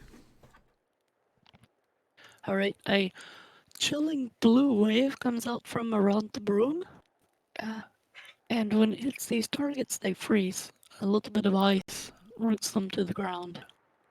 Okay, these cats are squealing as the unexpected ice forms around them and holds them in place. They become completely visible on the prime material plane, like they're fully pulled into this existence.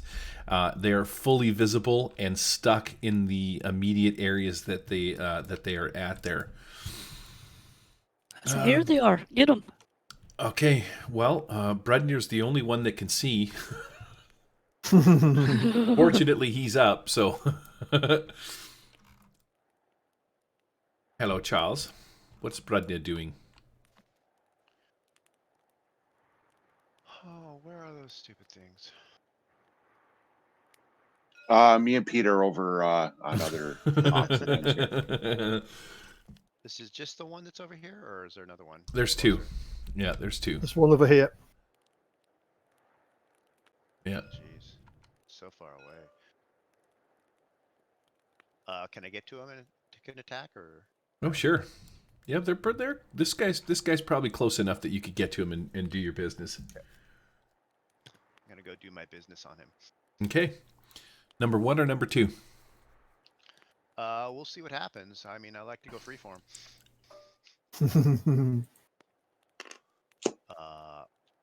I guess that's a number 2.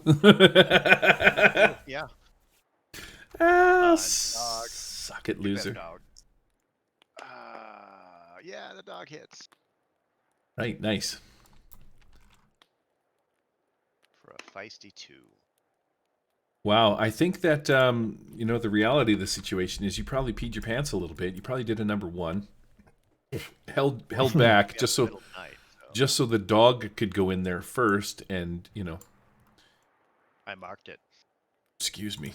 Okay, so that puts us around to Thazit. You're way the fuck down over here, Thazit. What are you doing down here? What's going on? Let's see here. There's not a whole lot Thazit thinks he can do. You know what? Fuck it. Let's make this interesting. He's gonna fire an arcane missile, Okay. and the arcane missile is gonna fire in random direction.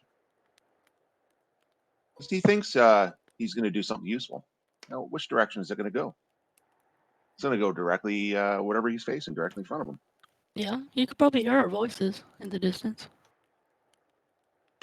And let's see here. What does he fire? An 8. That's 12. Okay. I don't even remember what the room's at. So 12, I think, yeah. yeah. Okay, so I mean, attempt on a target insight. That's funny. No, he's just firing it willy nilly. Okay. You blast away. Roll Yeah. for. He already did. Been and gone. In fact, it goes. So 12. How he's facing? I guess it goes directly. I don't know, like right your kind of direction. Okay. So if you want to take out a horse or something, That's exactly what's going to happen. You didn't hear it? Yeah. Yeah, I heard that. Here we go. Luca! Darren's old nag gone. Spadoosh. It falls over, dead on the ground. You realize what you've done. You have killed one of your own horses. But well, I mean, seeing how he's died a number of times, he has really no sympathy for shit dying anymore. The thing is even though it was dark out, you knew where the horses were, so you kind of know the direction now of the campfire. You can hear the people down the trail over in this general direction, duking some stuff out. So you might have an idea as to which way you want to shoot your missile next time. I am stuck, man. Nilly, and I'm going to make strength checks. Let's read the spell before I decide to do anything out of control here. So you cast freeze. Freeze. Where's freeze? Freeze. So emit a cloud of freezing cold to near range. Immobilize enemies for 1d4 rounds. Okay. Because of things that were recently said, and I threw them out into the universe, both my guys are completely frozen in place, immobilized. They don't have any ranged attacks. So yeah, they're just kind of sitting ducks, waiting for you guys. They're going to what they're going to do, because they do have tentacles, or these long tentacle visages and shit like that. Maybe their feet are stuck to the ground, but their mouths and their tentacles are still wide open. So this guy here can actually tentacle Bedreau and bite at him, because they're in sort of close melee combat. Roll a couple of dice here. Let's see if I can't. Oh fuck yes! Take some of that. Good old Bedreau takes a whopping 18 points of damage as your dog leaps upon this thing. Old Willie is well waiting for this thing, man. He chomps around its neck, squeezes into a little bit. Bedreau yelps, and then one of its long tentacly tails just sticks into it. Unfortunately, or your ghost-like spectral dog can't really receive the venom, but you see that this tail has just sort of squirted a bunch of venom out of the tentacles onto the ground. And poor Bedreau dies. Goodbye. The other guy, old Nilly, stuck over here. He lets out a cat-like growl. I don't have a cat, but I do have an eagle. He doesn't make that noise, though. That was weak. No. Oh, scary. That's scary, that is. Scary chickadee. It's fucking atrocious. That's so bad. Okay, so yeah, he lets out some chips and some chirps over here. Maybe that's his whimpering noise. He's like, help me, I'm stuck. But I'm good. Oh, you know what I fucking forgot to do? Come on, lads, you guys are sucking, man. I'm gonna roll this. Oh, it's back on a 1. Okay. So the old threats, treats, and timers dice is set to 1. And that's going to put it around to Pete's turn. Where's Pete? Clunge. Right, so Clunge heard that horrific tweetering, and he's going to charge in the general direction of that noise with his spear out and try and stab the thing. Okay. He's hurt because it made a noise. All right, you charge in that general direction. Make a hard. Nope, him being stuck in position is gonna negate the difficulty of you being blind and just running in that direction. You're gonna kill this poor little cat. Yep. Oh my god. Nice. And I'm going to add my hero coin to add to the damage as well. Of course you Do it. are. Of course you are. This old Nilly doesn't have any damage yet. Come on, roll yet. That's 5 plus. Come on. Oh! There it is. Yes. There it is. So That's pretty par for this game. yeah, that's 6 points on there, baby. Fuck yeah. All right. So yeah, you just kind of, maybe stick it into one of its haunches. It's glorious though that you've come right up and close and have, you can feel this cat now sort of growling and snarling in the end of your spear tip. Vey, what are you doing when you see old Clunge just sort of run in that general direction? There's the tip. Let's see. Wanted to do this for a while. I have to touch him, so I'm going to come up behind him. Not inappropriately, please. I say, and I kind of guide him right to the right direction, but at the same time, I'm going to give him invulnerability.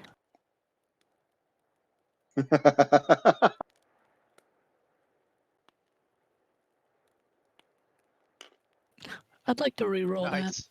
Can I do that by spending a thing? It's in the quick start. Yeah, I would allow it. Depends if this GM will allow it. He's dead. There's Is a Gary coin. gone? Is he? Has I Gary don't gone hear home? Gary there. Oh, sorry. I think he's. Gary's gone Wait. pooping. I was muted. What spell Dummy. did you cast on him? I wanted to cast a invulnerability Okay. on Cludge, And and you failed miserably. I And she was failed. to spend a hero coin to re-roll. Clunge steps out of the way. I know that's what you wanted to do, but criticals are sticking in this game, young lady. Oh, okay. Oh, The beautiful part is you cast it not on Clunge. He sidesteps as you reach out to touch him. Just as the cat's tentacle sort of pokes at him, and you touch the cat's tentacle and cast the spell upon him, making the warp beast invulnerable for D8 rounds. Roll me a dice. Oh, you wanted that, didn't you? All right, let me roll the D8. 6 rounds. Oh, I couldn't roll another one. Come on. That's fantastic. I'm going to, however, give you your hero coin back. You can keep that. I'll put that right over there. I love it when a plan comes together. Brudnir, what's going on at your end of the world? I'm gonna kill this guy. Okay, let him rip. You and the cat are in a ferocious battle. That's what I hear. Wcha! 3. That sucks balls. Mm-hmm. What happened? This cat's frozen in well, place, man. It's an easy shot. I know. The tears that are in your eyes blurred your vision a little bit. Yeah, the loss of Boudreaux has Yep. shaken me to my core, and instead of going for a piercing strike, I just bad at it. Okay, excellent. Run away! As you can hear some commotion coming off to your left. You realize, though, however, you have killed a horse. Yep, and he'll do it again. at least he's killing things. Okay. Yep. So I'll give you a direction. If you want to turn me in that direction, so we keep shit going. Straight ahead. Right into the horses again. Yep. Oh, fabulous. And that's a miserable fail. And now I'm at full spell burn. Let's see if I can beat the room. And I do. Oh. Okay. Excellent. All right. So yeah, you're just over there trying to cast a spell into the general direction of the horses. For some reason, you can't tell the difference between a neigh and a cat making doing its business. Well, at least the spell failed, and there was no horse slaughtering this time. Okay, so we've got down in this section over here, there is a ferocious battle going on between old Nilly and Blind Clunge and Mercy. Mercy's come over in her drunken stupor. She made an attempt at Blind Pete. Things went horribly awry, and she has cast this spell upon good old Nilly. Now, Nilly is going to lash out at Pete because he's sort of got this spear in her. The spearhead pops out a little bit when the invulnerability spell goes off. It sort of pushes like that bullet that came out of Wolverine's head. It squeezes the spear out. You're fully aware that it's still frozen in front of you, but he's going to take a couple of attacks at you, Pete. So you're gonna get a couple of claw attacks from this bad boy. Come on, natural 20. When I did cast that, I said, "Oops, you don't want any of that." 17 hit your armor, Pete. Yep. Right, so you're going to take a whopping 1 point of damage from the claw attack. Bounces. Okay, that's not even going to affect you. And then we're going to switch over to Brudnir as this cat makes its attacks at you. What are you doing way over there, buddy? I moved away after I attacked. Oh, yeah. Attacked me. Fuck I that don't guy. think it was your turn to move anywhere. I think you were standing in front of I that attacked cat. and moved. Yeah, I think I did. I smell lies and bullshit. How much cheating are we going to have to put up with today, Charles? That's what I want to know. Speaking of cheating, Oh, about as much as we are with this GMing. Jesus Christ. Today's a fucking gong show. Okay, can I not cancel a spell? sure can, yeah. How do you flip the table? I'm just asking. And which button Fortunately, is that? I've turned that off, so that is not an option for you. Okay, so apparently Cheater Pumpkin Eater over there just decides to wander away from my cat before I can attack. And my cat just sort of sits there and looks at you. I mean, he's making nasty eye comments or eye looks in your general direction. What now? You putting them on fire? Yep. Yeah, he stayed there. He's probably on fire. Well, it might freeze him if he gets hot. Okay. Don't give Gary ideas. Right. My threat streets and timer die is on 1. I would like everybody to roll me a Constitution check. Oh, I'm good at those. Fuck yeah. I always fail them. Wait, everyone? Yes. Con Oh, check. that's What a do we fail got? for me. Con. Shit the And- bed. And we're all gonna fail. Oh, Charles ruins it. Oh, fuck Charles. Way to go and pass. Well, this will actually sort of make. Well, no, maybe it doesn't make good story sense. This tree, with all the fire, it is become so engulfed right now. It's crackling and smoking, and there's pine needles that are catching fire. There's an extensive amount of smoke on the ground right now. And if you failed your check, it's going to make your next task hard because you're coughing and gagging on the smoke from this tree that has gone up in flames. Nice.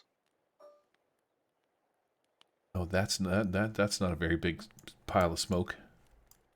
Your plume is not impressive. Let's try this one. Okay, that's going to put it around to Pete's turn. Any kids watching this stream? We've just destroyed the last Christmas trees. Tough kids. Yes. There. Right. Well, If you don't get obviously, anything for Christmas this year, children, it's our fault. We ruined Yeah, the last tree. Hey, you guys have a tendency to take out the Christmas trees for some reason. That's really weird. Santa is not liking that. and it's only 100 days to Christmas. Woohoo! So Clunge, who is oblivious as to what's gone in front of him because he can't see shit, I he's cancelled gonna. the invulnerability. Okay. Oh, you cancelled it, did you? Yeah. I'll just keep stabbing at this thing in front of me as long as it's making squelching noises. I think I'm hitting. Okay. It's a good call. It was just a waste of spells. Yep. apparently. Make some hard rolls to choke and to gag and to. And he's stabbing and he's hitting the air like a boss. Yep. Just poking dirt, poking air. Yeah, you are. Vey, you've canceled the spell on this thing. Its invulnerability goes off, and you're like, okay, what are you gonna do? We're gonna try that again. No, I'm going to try going to cast Swarm on it. Okay. Scooch over to Wisdom Power and Swarm. Oh, thank God it wasn't a 1. Alright, that passes with magic added. Is that 15? So it'll take magic damage for 1d4 rounds. Okay. And that will be 4 rounds. And magic's d8. 7 damage. Wow. That's pretty good. 7 damage for 4 rounds. So, well, excuse me. I'll put the little centipede swarm underneath it. These little bugs are crawling up all around it. Maybe there's some flies and some other kinds of, like little forest gnats and critters and ticks and shit like that are sort of attacking it and leeching its blood and shit. So the magic damage is, it takes 7 points of damage this round, and the next round you're just going to add on to that by rolling your magic again. Okay. That does some serious damage to this thing, though. 7 is pretty steep. You see all these little, weeping lines of blood as the centipedes and ants and whatever little stinging creatures of the forest attack this thing. And Clunge will sort of shout out, "What's happening now?" Can't see shit. We got him in the corner. Keep poking. Okay, keep poking. That sounds super rapey. Does a rape whistle. Right? The cat does. Brednir, what are you doing? Running away. Tell another horse. Centipedes. Blind fire in the corner over there. I'll move in and attack this guy again. Whoops.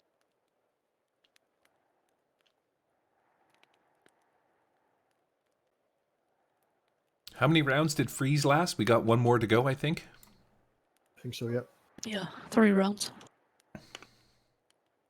That is a sweet 8. Don't forget it's easy. What are you doing to him? You're shooting him with like a thing? Even an 8 misses that on easy. Yeah. Okay, so you missed. Oh, you don't have a plus? I do, but I rolled a 7. Oh.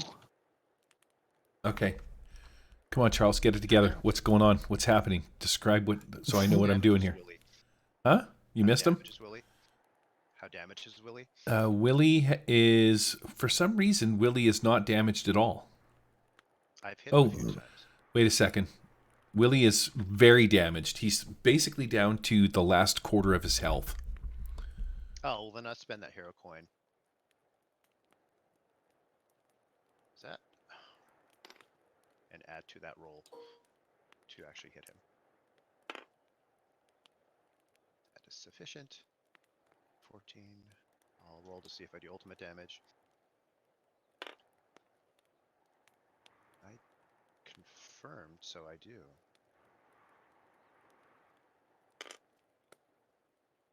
So 8 more damage. Okay, that is going to be enough to kill poor Willie. Willie goes slump. He's frozen in place. Willie goes flaccid. Yep. Tentacles stop flipping All his around. tentacles are soft. Yeah, Oh my god. they Oh. rubberly hit the ground. We're My going to get this Soft or channel are they banned. supple? Yeah. There you go, Pete. That was really good. The flaccid Willie comment has earned you a hero token, my friend. I did not see that coming. Oh, Oh, Okay, all right. hey-oh. Take it easy. another Willie joke. Oh, slow down. All right, Willie is toast. Willie is gone. He is died onto the ground. Brednir. Sorry, Thazit, we're down to you. Has it? Well, I'm going to give you a direction. Point me, and I'm going to shoot. All right. 12s all across the board. Eh? Straight ahead again. Hard You're roll. See what happens. Can't see. He's puking, choking, shitting. Let's see here. 9. That is only a 13 altogether. So that's a big duff. Okay, No. so your spell doesn't even go off. Nope. Excellent. All right, that puts it around to my turn. Oh, did I not roll this? This thing keeps Just keep it at landing. ones. It's more interesting. Right, Do it by turn. it just keeps landing on ones every time. I'm going to make a couple of attacks on Pete, tail, and bite. See if I can't inject Pete. Tail and bite. So the bite is a complete duff, but the tail is going to hit Pete for 1 point of damage, which probably does nothing, but this thing is going to try and squeeze some more of its toxin inside of you. Make a constitution check to avoid the effects. In you, Pete. Little does he know that this is going to reverse the effect if it works for me. Oh, like a boss. I don't see it coming. Right. Yeah, so this the tentacles from this thing, once again, you could feel, the squirt of mighty inky sauce inject into your blood vessels. Into Anywhere your but the veins. face. There's squirting sauce everywhere. Roll me a d4. D4. Bing. Nice. Of course it is. Okay, so Yeah. you're going to be in 4 rounds. The blindness will kick in, but you're More already blindness. Yep, you're already Yeah. blind. So instead of saying that you're going to go blind, I'm gonna make that the hour timer instead of the blurry vision timer. And for another 4 hours, you're going to be blind instead of just 1. So that's that 5 hours in total? 4 in total. The first hour 4 in will. total. That's a night's sleep. It's Yep. fine. Yeah. Okay, that's going to be my turn. So we go back around to Pete. So, I mean, 4 hours of blindness. Oh, with a bit of luck, this combat might be over by then. Nice. Hey! Right, so Oh, ow, I'm gonna stabby.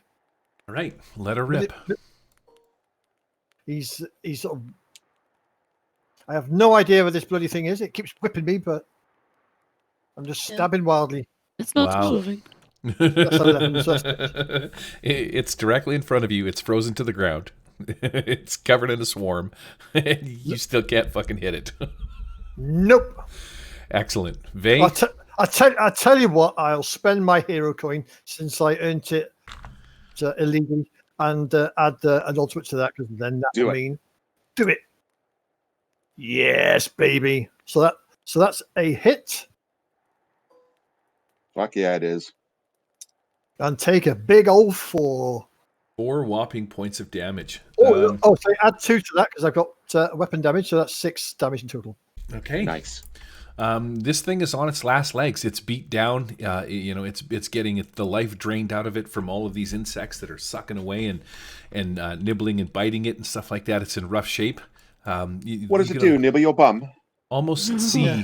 the light in its eyes go out. This old Nilly, Vay, you can see this. Mercy can see this. You can see the look in the eyes of this cat as it sort of asks you for mercy, or you get the feeling as you're looking at it that it's given up. It's that low in health. And what does Mercy do? Poor kitty cat. Oh, That's a poor shame. kitty. So I see Brittonir, and Clunge will be fine. There's no fire around him. I'm looking for Fazit. Oh yeah, you can see Thazit way down in the fog. Well, look for the big glowing blue dome. He's in the middle of it. Yeah, the Thazit is down here shooting at the horses. He's basically Yep. killing your fucking whatchamacallit. Okay. Looks like we're walking, kids. Which direction? Yeah. Fair. Now, Strong. Gotta roll. how far could I get to him and still make an action? You could make it okay. So if you look at the ruler, you were about here. So I'm going to say roughly 6 from where you were at, which is going to be here. But another 6 will get you here to the 12. So you could get to about there. All right. And that's within near range, right? That's it. No, Thazit, probably just outside. yep, I would assume he's probably just outside of. Yeah, he's still a ways away. All right. You clear half the distance. Give me a magic damage roll for your swarm. Oh, okay. I thought the guy was dead. Oh no, Nilly's down to its last. It's only got 1 hit point left, but Don't worry, I got this. We'll take that one more hit point. there you go. Nilly has succumbed to the swarm. Now she just lays there, twitching a little bit as the insects sort of, mill over the body and slowly dissolve it into pieces. You run off down here. What were you going to do with Thazit? Well, everyone else seems to be taken care of, and I just need to assess Tazit and try to take care of him. Okay. I'm blind. Who said that? My You call, motherly instincts are taking over. you call out to Thazit. You just see him casting fucking bolts into the fray of your horses. I tell him, it's over, stop. What? It's over? They're gone? They're gone? They're gone, it's safe. Whew. I'm coming. I'm going to. What the hell is this? Got a little marketplace hidden in and amongst that trees. Yeah, so, All right, that tree is gone. It is burned up. It has disappeared into literally the atmosphere. There is nothing left of that tree but a stump. I do believe I got a stump right here. Control C. So I'm going to change this map Oh, now to. I'd heard that about you. Wow. Stump. I'm going to put this. That's Went from a impressive tree to a stump. stump. Yep, the Christmas tree is now just a burnt husk. And that's what I'm calling it. Burnt husk Xmas tree. There we go. Just so that you can remember that it was there. So everybody gathers back around the fire for the evening. The rest of the evening, it was roughly midnight, maybe 1 in the morning. Excuse me. Which way's the fire? I have no idea. I'm just out here on my own. Is he gonna be blind for 4 hours? Yeah. Yeah. All Yeah. right. I'm gonna do like a arm-in-arm hand walk everyone back to the camp. Okay. Everybody hold on to this rope like kindergarten. Right. Gonna do a couple of healing novas. And he's going to turn to Thazit and say, Thazit, has anybody ever told you that you're pretty when I'm blind? So pretty and witty. All right, everybody is gathered back around the fire. Let me get rid of the old crystal sanctuary that's up here. I'm going to unlock this, and I'm going to move this out of the way somewhere. I will shrink it down off into this general direction. You spend the rest of the evening on guard, hanging out around the campfire, trying to get some rest and some relaxation before the morning sun comes up, which is almost probably 5 or 6 hours away. So by the time everything picks up in the morning, we're all back to normal. Have I got news for you? We were never normal. So everyone gets hit points back. Okay. We are going to take 5 minutes here. We'll do a quick bio. I'm going to go make some coffee, and then we'll come back and wrap up this adventure. Oh, Fuck yeah.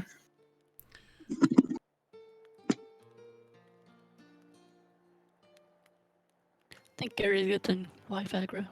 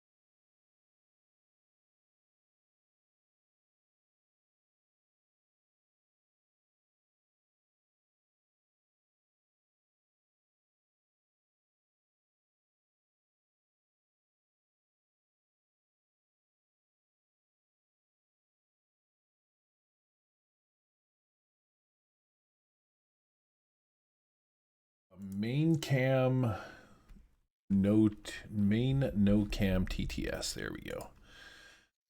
All right. Hey, what's going on here? So we have ended our forest encounter. Let's rebuild this map. The sun rises on the no longer weary travelers. There is a modicum of dead horses around. Oh, I found the banana. Let's put that right about there. And Wanda's boyfriend will go over here. You guys wake up in the morning. We're going to start with Pete. Pete, you know your vision. You open your eyes to a nice sunny day. The birds are chirping. It sounds pleasant outside. There's that typical doo-doo little flute playing noise. Doo-doo-doo-doo-doo-doo kind of a deal. Yep. And, Cool. There's a mariachi band. Right? You hear some birds chirping. It's very exciting. Fortunately, though, the main thing that hits you is the vision is back. Oh yes, I'm going to be sort of taking a good look up in the sky and admiring the blueness of the sky. Mm-hmm. Yeah, It was except it burns when you pee now, though. it was a solid 4 hours of worry, wherein you were under the impression that you might not actually see again. But fortunately for you, your vision has returned. And I'll say to Mercy, what happened to the Christmas tree? Oh yeah, that kind of burned out last night. Oh man, the elves are going to be pissed. Oh yeah, not happy. The special Christmas tree has succumbed to the battle. Well, we could blame it on what's his nuts that we're chasing after, Havelock there, or whatever his face. Halvin Gringle Grangle Grangel. We'll blame it on him.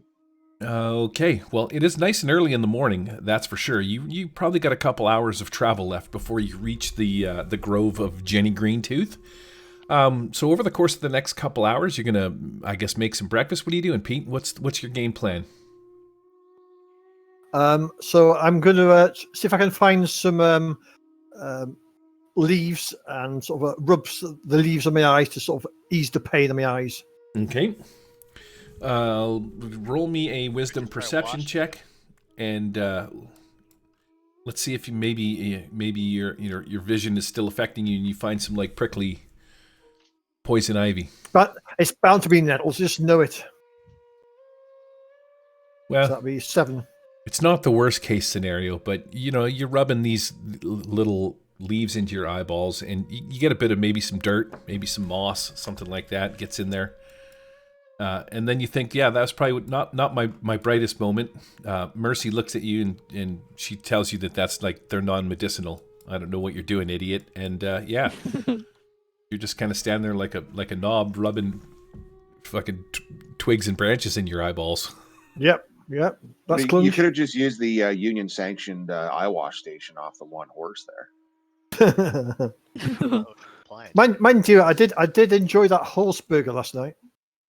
The horse burger, of course, yeah. Yeah, nice. Mercy, again, couple hours before you guys, make your way to the druidic grove of Jenny Greenhall. So you have a few hours to sort of make breakfast and do a thing. What are you doing? All right. Well, first thing I want to do is tell the party. Look, I have to be perfectly honest with you. After we started speaking with that elven lady, I got pretty high. I'm not even sure what happened and where we are. Could someone fill me in? I'm a little lucid now. All right. Oops. I'm going to take away the green stump. Who's going to fill in? We'll start with Brudnir. Yeah, you can just give me the bullet points. Bullet point 1. Elf chicks are dumb. Bullet point 2. They give us directions to go this way. Bullet point 3. I guess that's about where you woke up in the middle of the fight. Right? Yeah, that's what I. It's pretty straightforward. It's a good summary. Gone for about 4 days. 4 days? Oh my god, that was a good trip. Yeah. That wheel on your forehead. I didn't know what that was about. Excellent. Then, go ahead. Okay, so for the 2 hours, I'm working on my next trip. So I'm going to start searching for some mushrooms and see if I can experiment a little. Okay, well, give me a wisdom perception roll. You're going to be walking around. Well, while these guys are cooking breakfast and stuff like that, you're out maybe trying to find some flowers and doing a thing. Ooh, sweet. Horse 20. bacon. All right, what do you find, Vey? You find some solid, rare plant, a unique, maybe not special, but something, sort of. Let's say that you find something over by the Christmas tree. Maybe like the heart. A bubble. The heart of the Christmas tree is what you find. Inside the burnt husk, there's a small little nugget of this tree left that you can sort of scoop out or cut out or do a thing. And Tastes like peppermint. not only does it Christmas. Right, not only does it taste like peppermint, but you figure that you could probably mix this into something that if the party were incensed with some kind of overwhelming, I don't want to say fear, but sadness or emotion, that you could sprinkle a little Christmas joy on them with whatever it is that you find. All right, a little bit of calm emotions. Yeah, if shit goes south, maybe they get scared, maybe they get feared or something like that. You find a little bit of Christmas joy that will sort of bring them around. Yeah, And so we all bust out and vape some weed. Fuck yeah. All right, how many doses of this? roll me D4.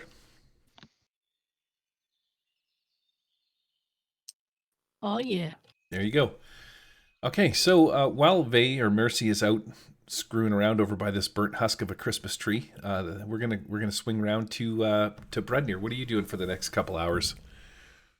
Oh, well, seeing as all our horses are fully healed and healthy because of the healing nova she cast and included them in, I will go walk over to the stump and wait for her to be done. You finished with that stump. Okay, Yeah, so fine. that's what you're doing? No, I'm waiting. Okay. If she's not done, I gotta wait. She's done. She's I'm like, done now. see you later, and then she comes back to the campfire. I'm out. Peace. Conjure oak to replace it. Oh my god. Conjure oak. Okay. Just makes a tree. Nice. That's all it does. Is that all it does? Yeah. I thought it was a healing tree, conjure oak, or is that a different one I'm thinking of? No, just as said, it just makes a big old tree. Not a treant, a tree. Come on. This'll fool them. It has 3 hearts though. There you go. There's your treant.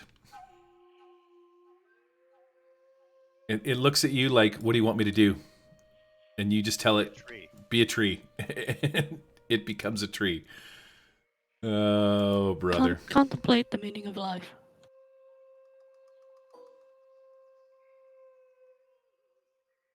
There you go.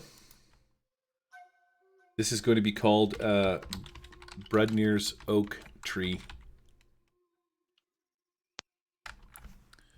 There you go. Perfect. Okay. The forest feels refreshed, renewed, revigored, splendid, glorious, happy in some way. But that could just be back like we found it. Yeah, it could just be the remnants of the peppermint from the Christmas tree that maybe sprayed up in the air, and you're feeling a little joyful at what you've done. I'm going to say that because you're trying to be one with the nature and plant and get that tree planted, that your next attack's going to be or your next attempt is going to be easy, Brednir. Against trees, or no, just in general. just in general. That's going to bring me around to Thazit. You again wake up early in the morning, rub your eyes, you can see, you're happy. Yep. So during that battle, he tried to activate the deformed skull, and in and amongst all of this battle, not one explosion went off. Mm-hmm. So he's going to go back and look for it. He can only ascertain that during his blindness, he kind of flubbed on the activation because he couldn't see the runes to follow and trace the shape on the runes on on the skull to activate it. That clearly he fucked up activating. So he's gonna go look for it. Okay, perception. Let's see if you can find this thing hidden in and amongst the bushes and trees. Oh, you know I'm gonna shit the bed. Perception. That's my strong suit. That one. 10. We're gonna toss this coin in. I want that skull back. Well, I mean, I could help you with the looking for it. Oh So yeah. 10, so that's a 15, right? Minus 1, so that's gonna be a 14. I should be able to find that. Where did your coin land? Oh, I don't know. I threw it like to the left of me. It may have actually come off the table. It's I was going to probably say I could assist you without using your coin. Ah, coin's gone. All right. No worries. Thanks though. okay. So you find your little arcane skull over here somewhere, in and amongst Fuck the little trees over here. And All now, right. and now he's gonna dine on some horse bacon. Well, of course, yeah, because there is definitely a dead horse over here. Yeah. Let's make this thing a little bit bigger. We're going to call this dead horse. Dead horse partially eaten. Just breakfast. And yeah, we'll just set that right there. Knock that sucker over. Okay. You pack up and let's see. Seeing as how it's come around to my turn, I'm going to have everybody make me a Constitution check. Brudnir, you're still going to get your next attempt. Actually, this will be your next attempt, son of a bitch. Take that. I'm going to roll this thing. See if I can't get it to land on something other than 1. Fuck yeah. The gloom and doom of this forest, the overhead, the lack of sunlight, all of the above, the brutal onslaught from the elves, just everything about this forest is telling you that it does not want you here. It's been days, 2 or 3 days, 4 or 5 days. You don't even know. The sun, it's almost as dark during the day as it is at night because of the overhead crop of trees. And yeah, it's kind of disparaging. Like you got pixies trying to steal your shit. Things are they're not happy and glorious, even though, Faye has found some sweet peppermint shit, and she's probably been trying to secretly drug you all. But if you failed your Constitution check, your next attempt is going to be hard because of the doom and gloom of the forest. If you succeeded, there is no side effect. Oh, I think we're taking the dead horse with us. I'm going to move this out of the way. Well, yeah, that's a lot of valuable bacon, bud. Yeah. Okay, you're going to cut As some. long as I still got, we can still process it for glue and a lot of things we can do with that horse. All right, are you going to take some time to chop the horse up into usable bits? Oh, I That's need some madness. glue. Oh, you do need glue. Well, let's chop up some Yeah. horse. Well, you Start can rendering this thing down. you can take some hooves, but as far as rendering it down goes, that's going to be like another 6 hours, unless you're all good with we that. don't have that kind of time. Oh, what hoof it is. Okay, you chop off a few of the hooves, pack your And the belongings up, and the tail. Okay, make sure that you Yeah. guys write this down somewhere. And you make your way down this small little trail. This trail is a little too, because of the the growth and whatnot. It's big enough for you to ride single file on horseback. Where is this one and this one and this one, this one, this one? Here we go. Who's leading the fray? So Pete is out in front. You got Clunge Yes. in the front of the fray. You're walking down this sort of narrow trail. It's wide enough for your horse. There's some overhead branches that you kind of have to chop and push out of the way to make your way through it. This trail seems like it was designed for somebody just to sort of walk up and down, not so much for there's no actual road to come in here. But as you're walking through this glade, Shit, look at that.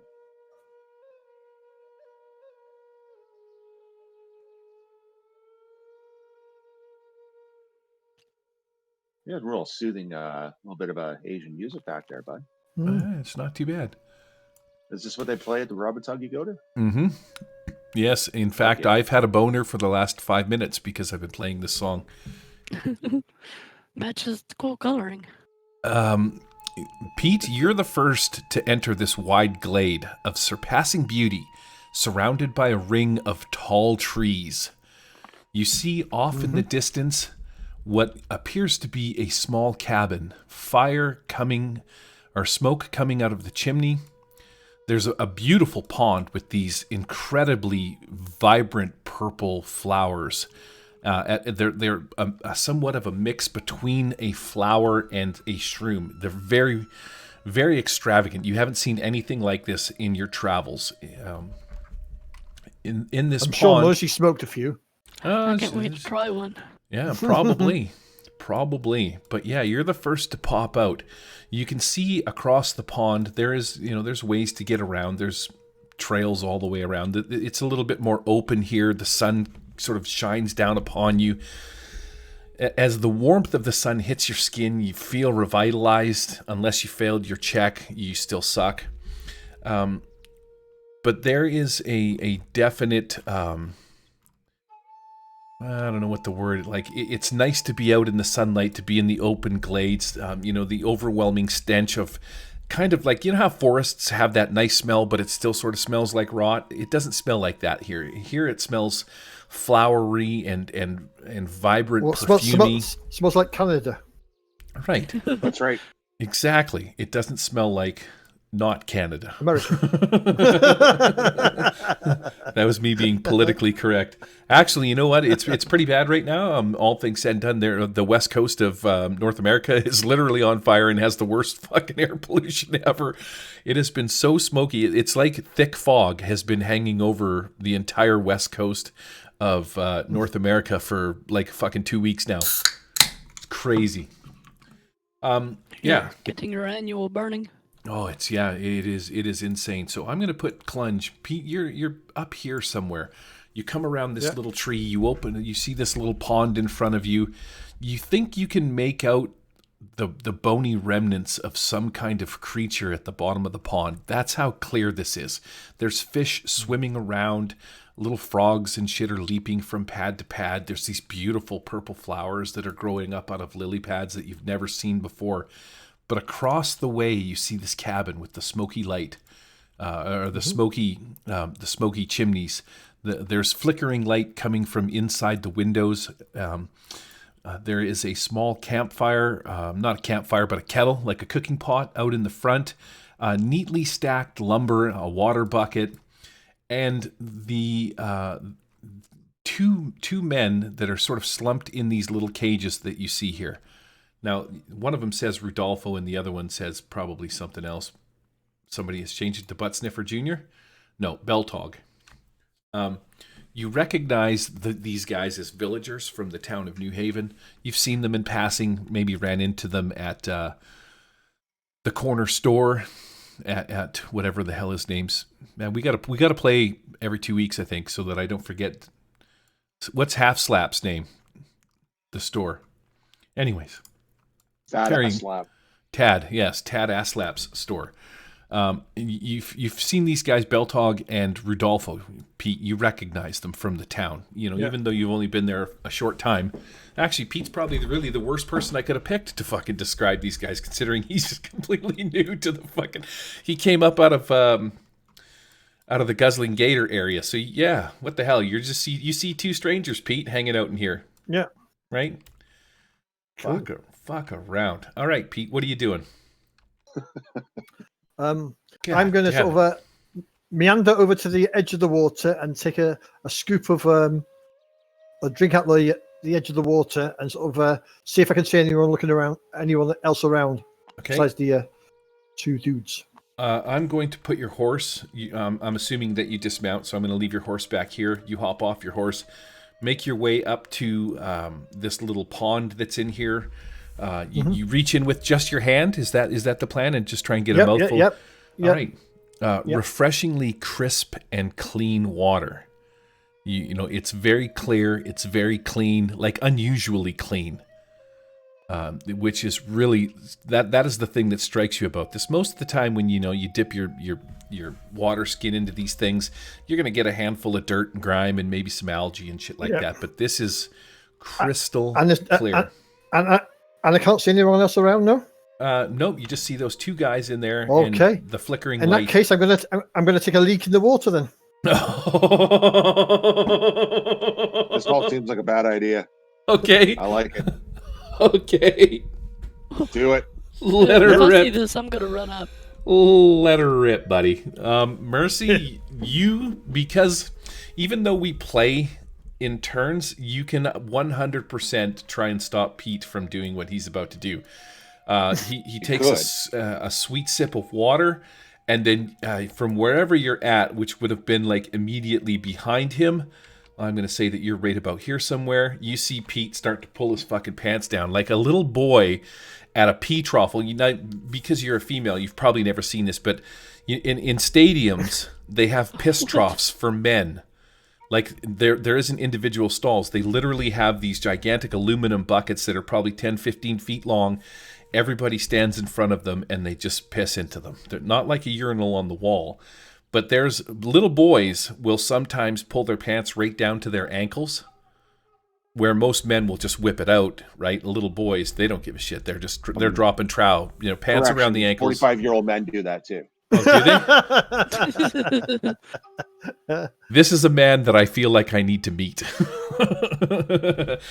But that is what you see Pete doing. Pete, old Clunge man, Clunge drops his pants right down around his ankles. You can full on tell that he has a firm grasp on his junk, and you get the distinct impression that he is about to take a leak in this lake. Now, if you want to stop him, that is completely up to you.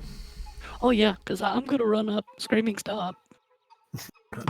Okay. And my reasoning for this, I said, stop! Don't damage the flora. Okay. So I will make. It's okay, Mercy. Don't worry. I'll make sure I don't pee on the floor, just in the water. I'm interested in the flora in the water. I'm not going to make a persuasion or do any of that kind of stuff between the two of you. We're just going to role play this out so the two of you can decide exactly what's going on. I told him, I don't want to take the water because I want the flora in the water. All right, but I thought it'd be quite safe because it looks clear, so a little bit of pee won't hurt, will it? Actually, I'm not sure, but I don't want to risk it. Oh, okay then. And he'll sort of put his pecker away, and it's at that point you see that he starts to pee himself. Forgot to stop. I was gonna suggest maybe see if you could splatter on that rock. But it's too late. Clunge's peed himself. Charles. Okay, Mercy, you walk up here. You're sort of yelling at Clunge, fucking don't piss in the water. It's, there's some stuff going on here. Thazit, you're back here on one of these horses watching this go, or watching this happen. What is it you're going to do? Jeez, that's actually a fine question. Did I said Brudner, didn't I? No, you skipped Brudner. God damn it. So many names. Sorry, Brudner. What are you doing? I had you in my mind. I might have said Thazit, but I meant you, because I did move your character, so. Doesn't work. It'd be helpful if there was an order in the top right of the screen, wouldn't it? Yes. If only there was a tool that did that. The piss crisis has been averted or diverted. I'll try to find a way around the pond. Is this way going over this way clear? Yep, you can walk over that way, for sure. I will walk that way. Whoops. Anything more odd than it's just a really nice, well-maintained Miyagi dojo here? Okay, well, sorry, I kind of moved you away from where you were supposed to be over there. You can make me a wisdom perception check to sort of look around and see what's going on. I would say generally, I see what you're getting at. No. It's really Yeah, nice. this is a very well-maintained grove. Like, it's unnaturally very Miyagi dojo-ish compared to the rest of the forest.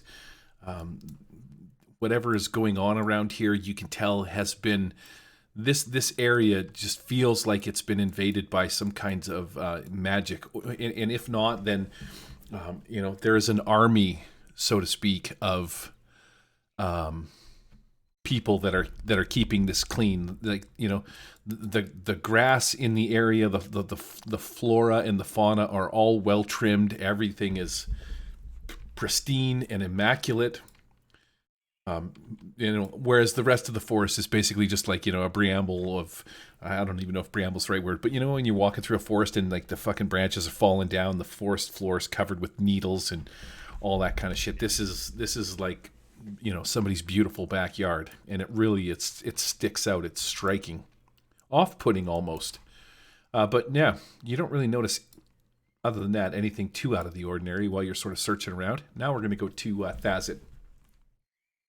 So Thaz is going to recall, he's going to flip through his notes in his book, and he's going to recall a specific line that was mentioned about having to play to her vanity, to Jenny Green Teeth's vanity. So as he's going to walk around with Brudner, he's going to walk around and he's going to openly make comments about how gorgeous everything is around here. Oh, the flora is so well maintained. Everything is so gorgeous. The proprietor of this landscape is a floral genius, and just kind of really play up that sort of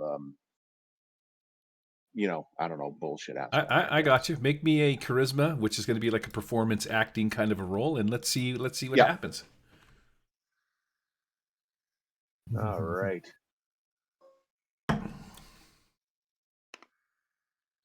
That is,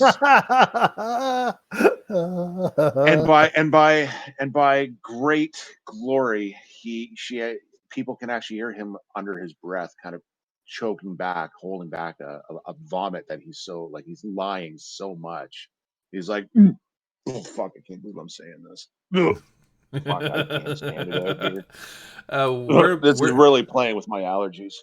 Whereabouts do you end up in all of this? I think he's gonna try and walk along with Brudner, not so much side by side, but kind of like just kind of thing. Okay, so you're sort of off over in this general direction here, hanging out with Thazit.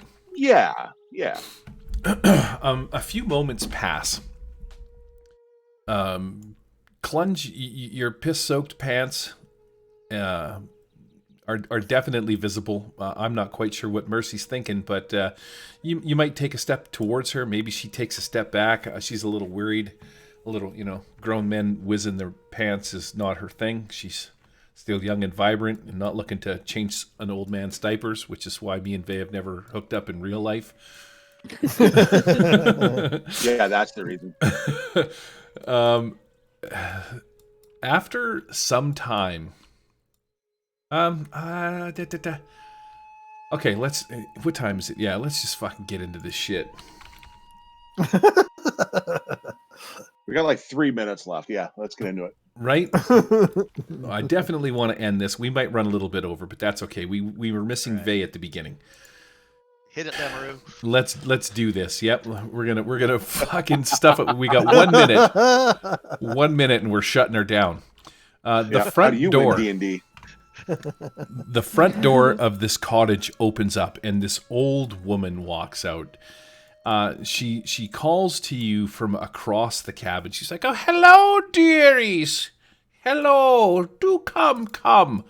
I haven't had visitors in this part in some time. Do come and see me." And she sort of points to all of you. She's like, she says, "Thazit and Brudner, over there in the one corner. Come round here and let me gaze upon you, my friends, and Clunge and Mercy. You know what? Please come and you look weary and tired from the travels. The road through the forest to my beautiful glade can be daunting. I was just admiring your neatly trimmed bushes, actually.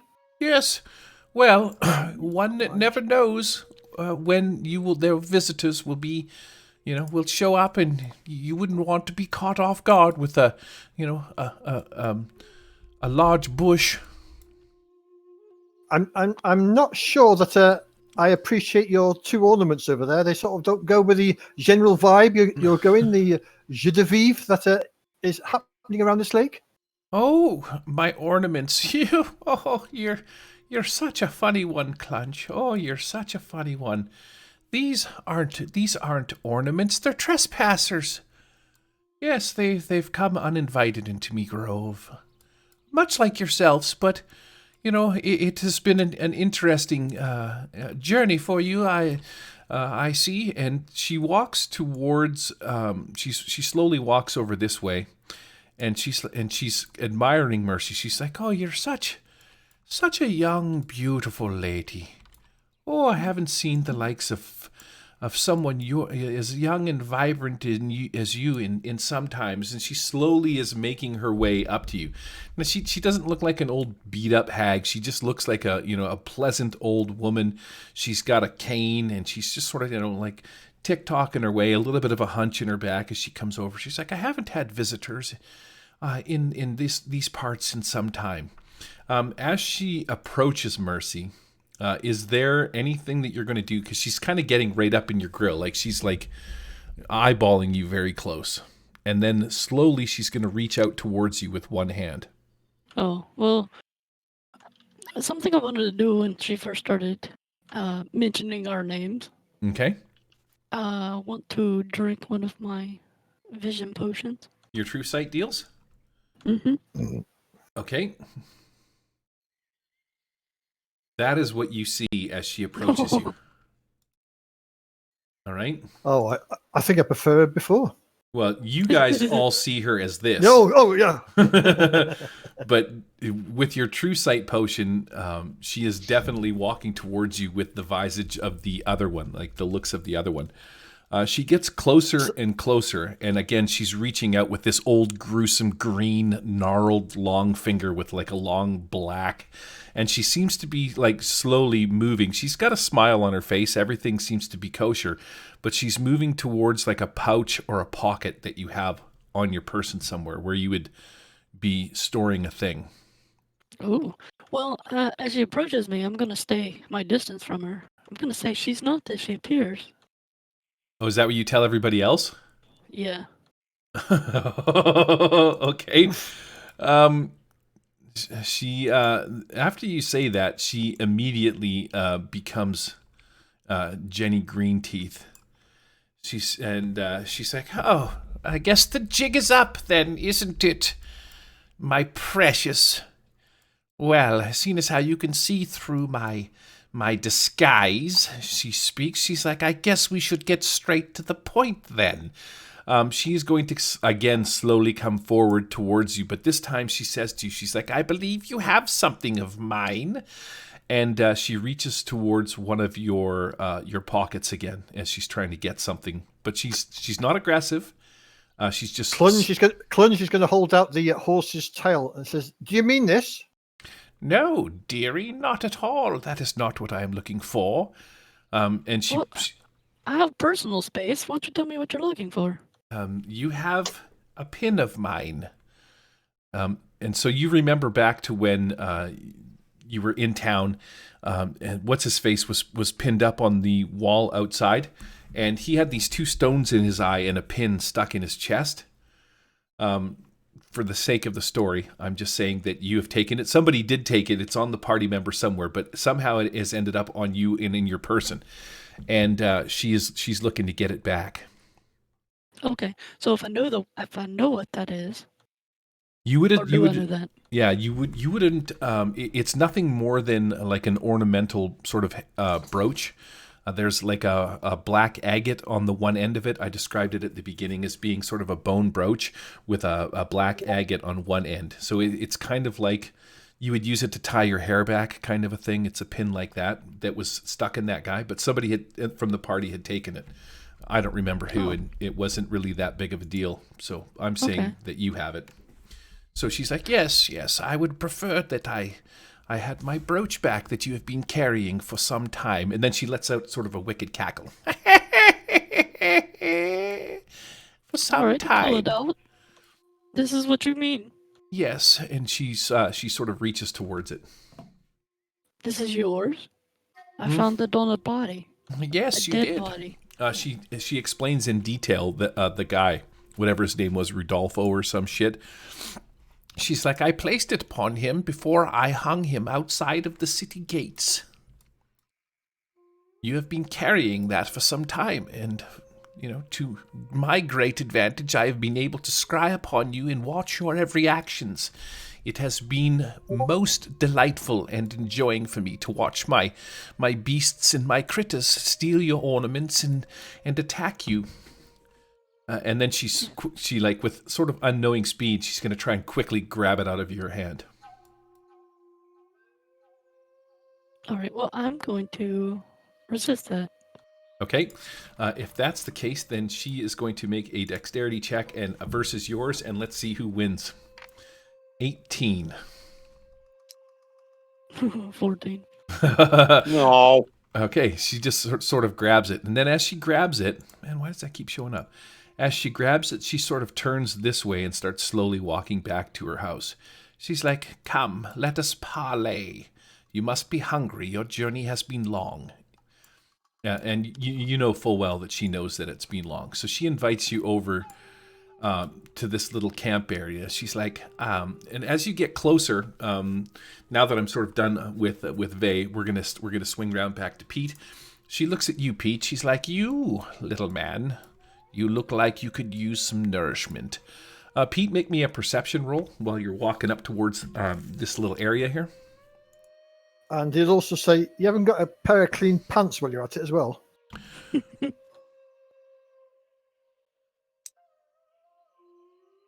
That will be 10. Okay.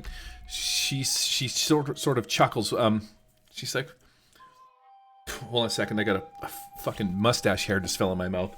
She's like, why, yes, I actually do have a pair of pants. Would you like me to get them for you? Yes, and you might want to consider trimming your moustache as well, Jenny. Yes, it does get quite old. I am not the young lady that I used to be. I don't have soft, supple skin anymore, like Mercy. Wait here for 1 second. She grabs. She has a bowl in her hand. She walks over towards the this little pot that she's been. She's got some food cooking in there, and she was in the sort of the process of pouring you a bowl. She's like, here, do enjoy. And she's like, in case you're wondering if there's anything afoot or foul, don't worry. And actually, she's going to take like a big drink out of the first bowl, and then she'll set it down. She's like, I will take this one. And she sets it off to the side and then grabs another bowl. She's like, do enjoy this. I'll be back momentarily. She opens the door to the cabin, leaves it open. She's inside. You can hear her rummaging around for a second or two before she comes back out, and she hands you a pair of pants. Cool. Yes. She's like, is this what you're looking for, dearie? And Clunge will immediately sort of start removing his own pants and try and get these pair on. Okay. So you swap some pants. She hands you a bowl of food and insists that the rest of you come and break bread with her. She's got some nice little some bread going on and some hot food. It smells delicious. I mean, she's eating it. No reason for you to suspect anything or suspect. Vey, what are you doing? She calls you over. She's like, Mercy, dear, come here. Bring your pretty skin and your young looks and do come and enjoy some of my hard-made, delicious stew. Well, she's on about the young skin and all that kind of mess, so I'm going to be cautious.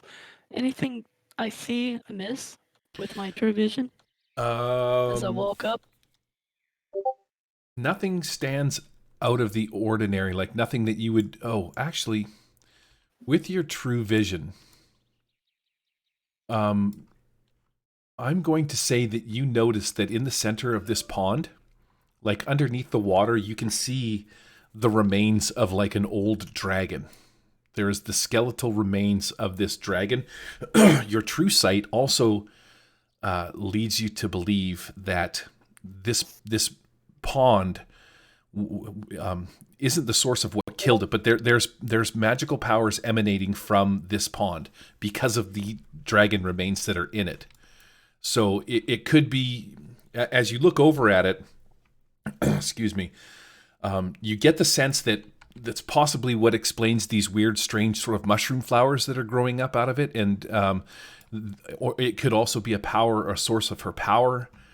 Maybe she killed it, who knows. But this pond, there is a thing with this pond that you can't sort of really put your finger on. You see that, it is a source of...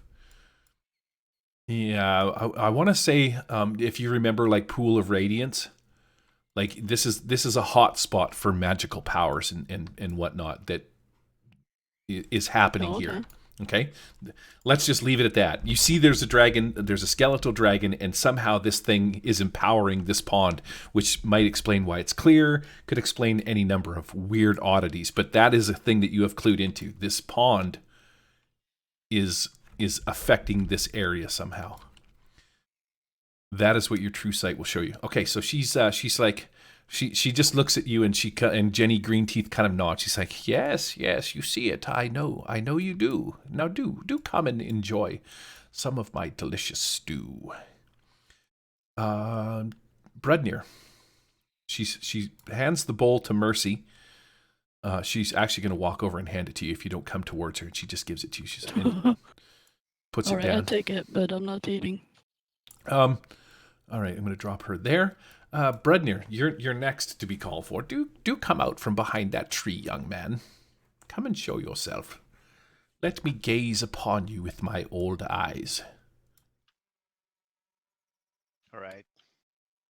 She ladles out a bowl of stew and hands it to you. She's like, She's like, you, sir, are an interesting young man. I can see that you have many trials and tribulations. She stops for a second, and she's like, you smell of him. Interesting. And roll me a perception check. Sure.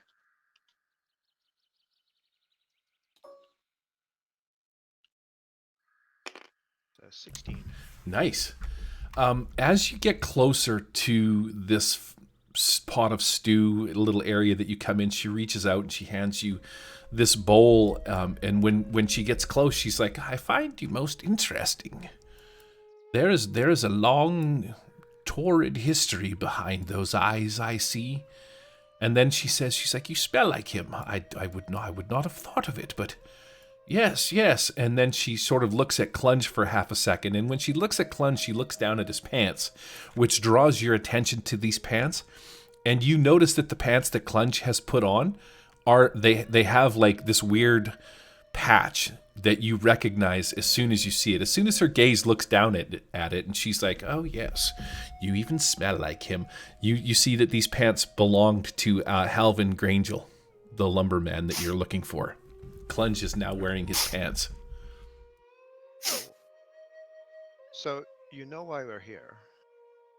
Yes, I do. You have come to either try and destroy me, which I assure you will be unsuccessful at, or we can negotiate. Well, the choice will be yours. Your actions will determine the fate of New Haven.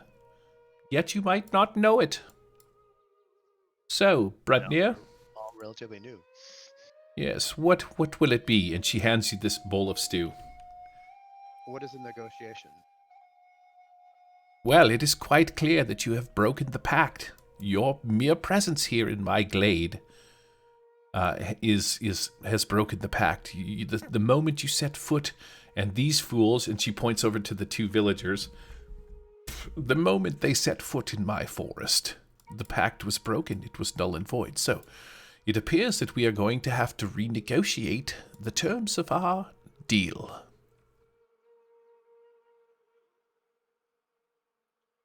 Yes, your silence says everything. Youth, as it, do come. Come round here, my boy. Your magical powers are uncannily powerful, for lack of a better word. Ha! It's been some time since I've had company. You'll have to excuse my lack of verbosity. Do take this bowl of stew and enjoy. Now, as she hands you the bowl of stew, you're the last to get it. She picks up her bowl of stew. She's got some nice warm bread, smells delicious. And yeah, the lot of you, she just starts eating. She's like, so let us discuss the terms of this new pack as we break bread as friends. Is there a thing that you want to do, Thazit? She's just kind of looking at you. She's like, you are quite a powerful young wizard, are you? Are you not? I Oh, could. he's actually going to he wants to sit back and just if we're going to have negotiations, this needs to be a well documented negotiation. So he's got his stew. That's fine. He's gonna sit there. He's gonna bust out a pen and a quill and an ink in his notebook, and we're gonna make sure everything's documented for prosperity's sake, so we don't have any of these mistakes, if you will, or breach of contract, as it will, as we will once this is thoroughly negotiated. So yeah, that's what he's gonna do. He's gonna be ready to write this shit down. I'm very well. If you care to use those ancient technologies, those old writing utensils, but when this is all said and done, the forest will draw up our pact, and we will seal it in blood. Ah, interesting. Yes, it is. Yeah, so this stew smells delicious. There's nothing wrong with it. You know, you're kind of like, you're looking at it. She's eating it enjoyably. Rodolfo and whatever this other guy's name is, and Beltog are like, can we have some stew? please, Mom, can we have some? And yeah, she's the old hag is she just waves her hand, and immediately you can see their mouths moving, but they're completely silenced. Oh, where is my threat? Streets and time has died. It is at 3. I'm going to change the rotation down to 1. So Jenny looks at you, Pete, and she's like, well, do tell me, young man, young clunge. And then she actually even names the place, from which you come, wherever that was. She's like, what terms do you think that we should come to in this discussion, this agreement? Shinies? Well, I think it would be rather good that if we just did a reset and the villagers apologise for breaking the pact so far. Maybe they pay you a small recompense, and we reset it, and everybody lives happily ever after. I see. Well, unfortunately, you have broken the terms of the last pact, and simply resetting it will not do. And as far as a small recompense goes, I would say that you should be paying a rather large recompense. Now, we could discuss the terms of such. Make me a charisma check. Charisma. I'm going to give you guys. Let's set the terms of this as. There's 4 of you. I'm going to need 5 successes in 2 rounds in order for you guys to convince her of whatever terms that you come to. We're going to run this like a dramatic task. If you fail, we're going to go into combat, and she is going to attack. If you succeed, she will agree to the terms. So far, you guys have been good. So your charisma was what did you roll there, Pete? 11, so that's a fail. Okay, so that is 1 fail. Can we get a bonus if we appeal to her vanity? Actually, yes. If I shouldn't say yes. I should have just let it happen but that's okay. See, shitty. You tricked me, Veg. Because I want to interject into the whatever. Okay, so yeah, so her and Pete are discussing the terms, and you're going to interject after Pete sort of flubs that a little bit.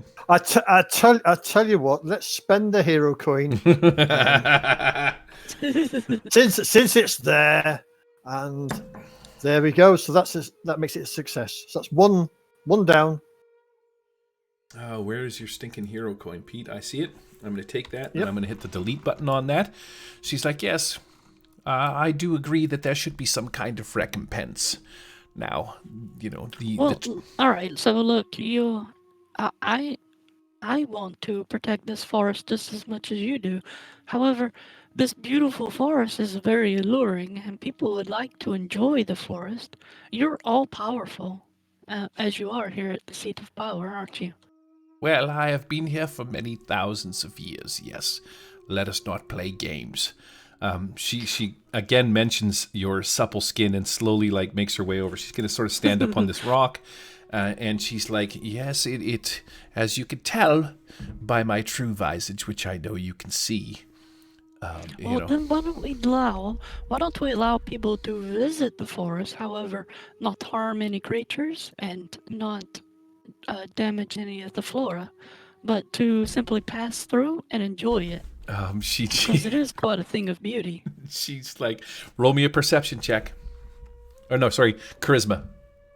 All right. You have appealed to her vanity, so I'm going to make this an easy check. All right, 12. Okay, so that's going to be a success. So now we're at 2 successes. She looks at you and she's like, "Do you honestly..." Wow, that just totally came out. Whoa! My coffee That's wasn't superb acting when she swallows that soup.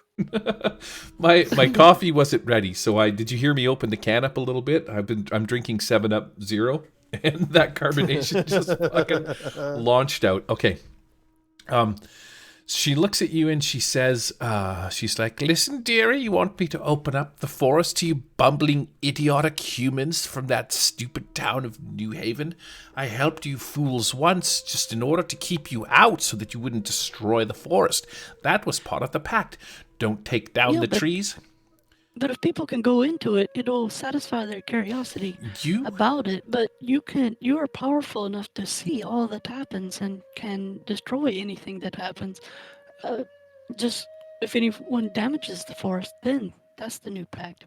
But allow people to walk through it and enjoy its beauty.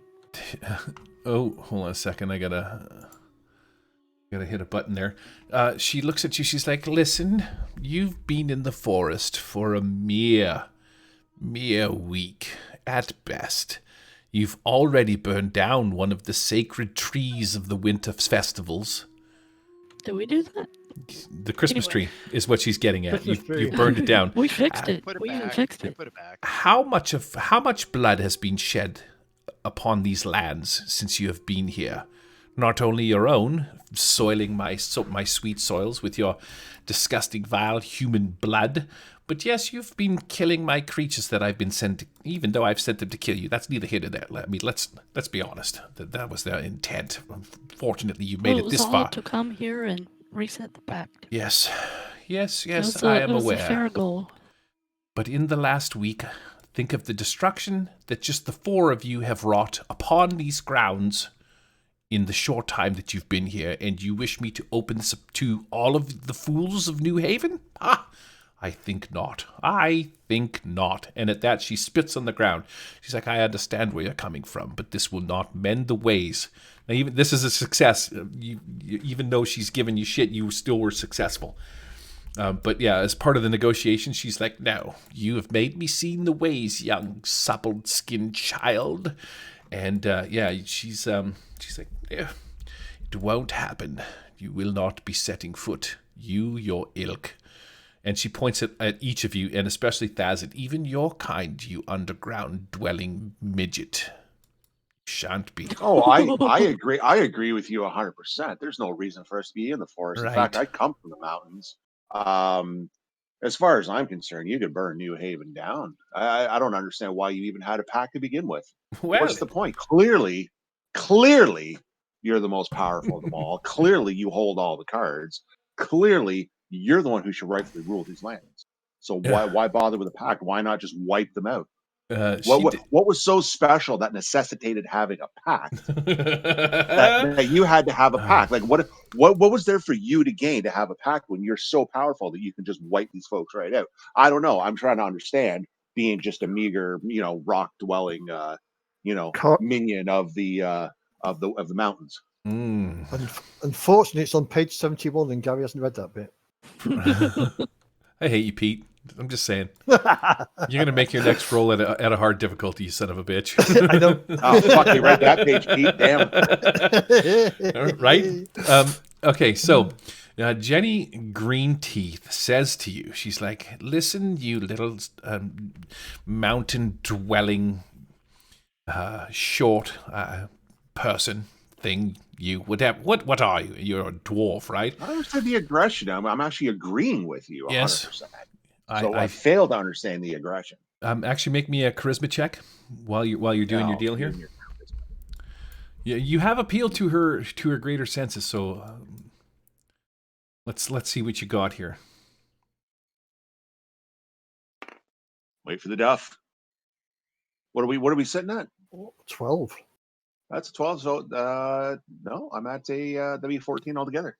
Yeah, so that's going to be a success. She slowly moves back towards her cabin a little bit, but she does say to you, she's like, "You might think that I am all powerful, but my kind has been hunted down for generations by yours. You know, these humans, you breed like rabbits. We are merely the coyote, the wolves of the forest that try and quell them from entering our domain. So, I can understand clearly. Try to keep these the human filthy vermin out of the mountains. My goodness, I could only understand your hardship with these folks. yes, well, then you see what I am speaking of.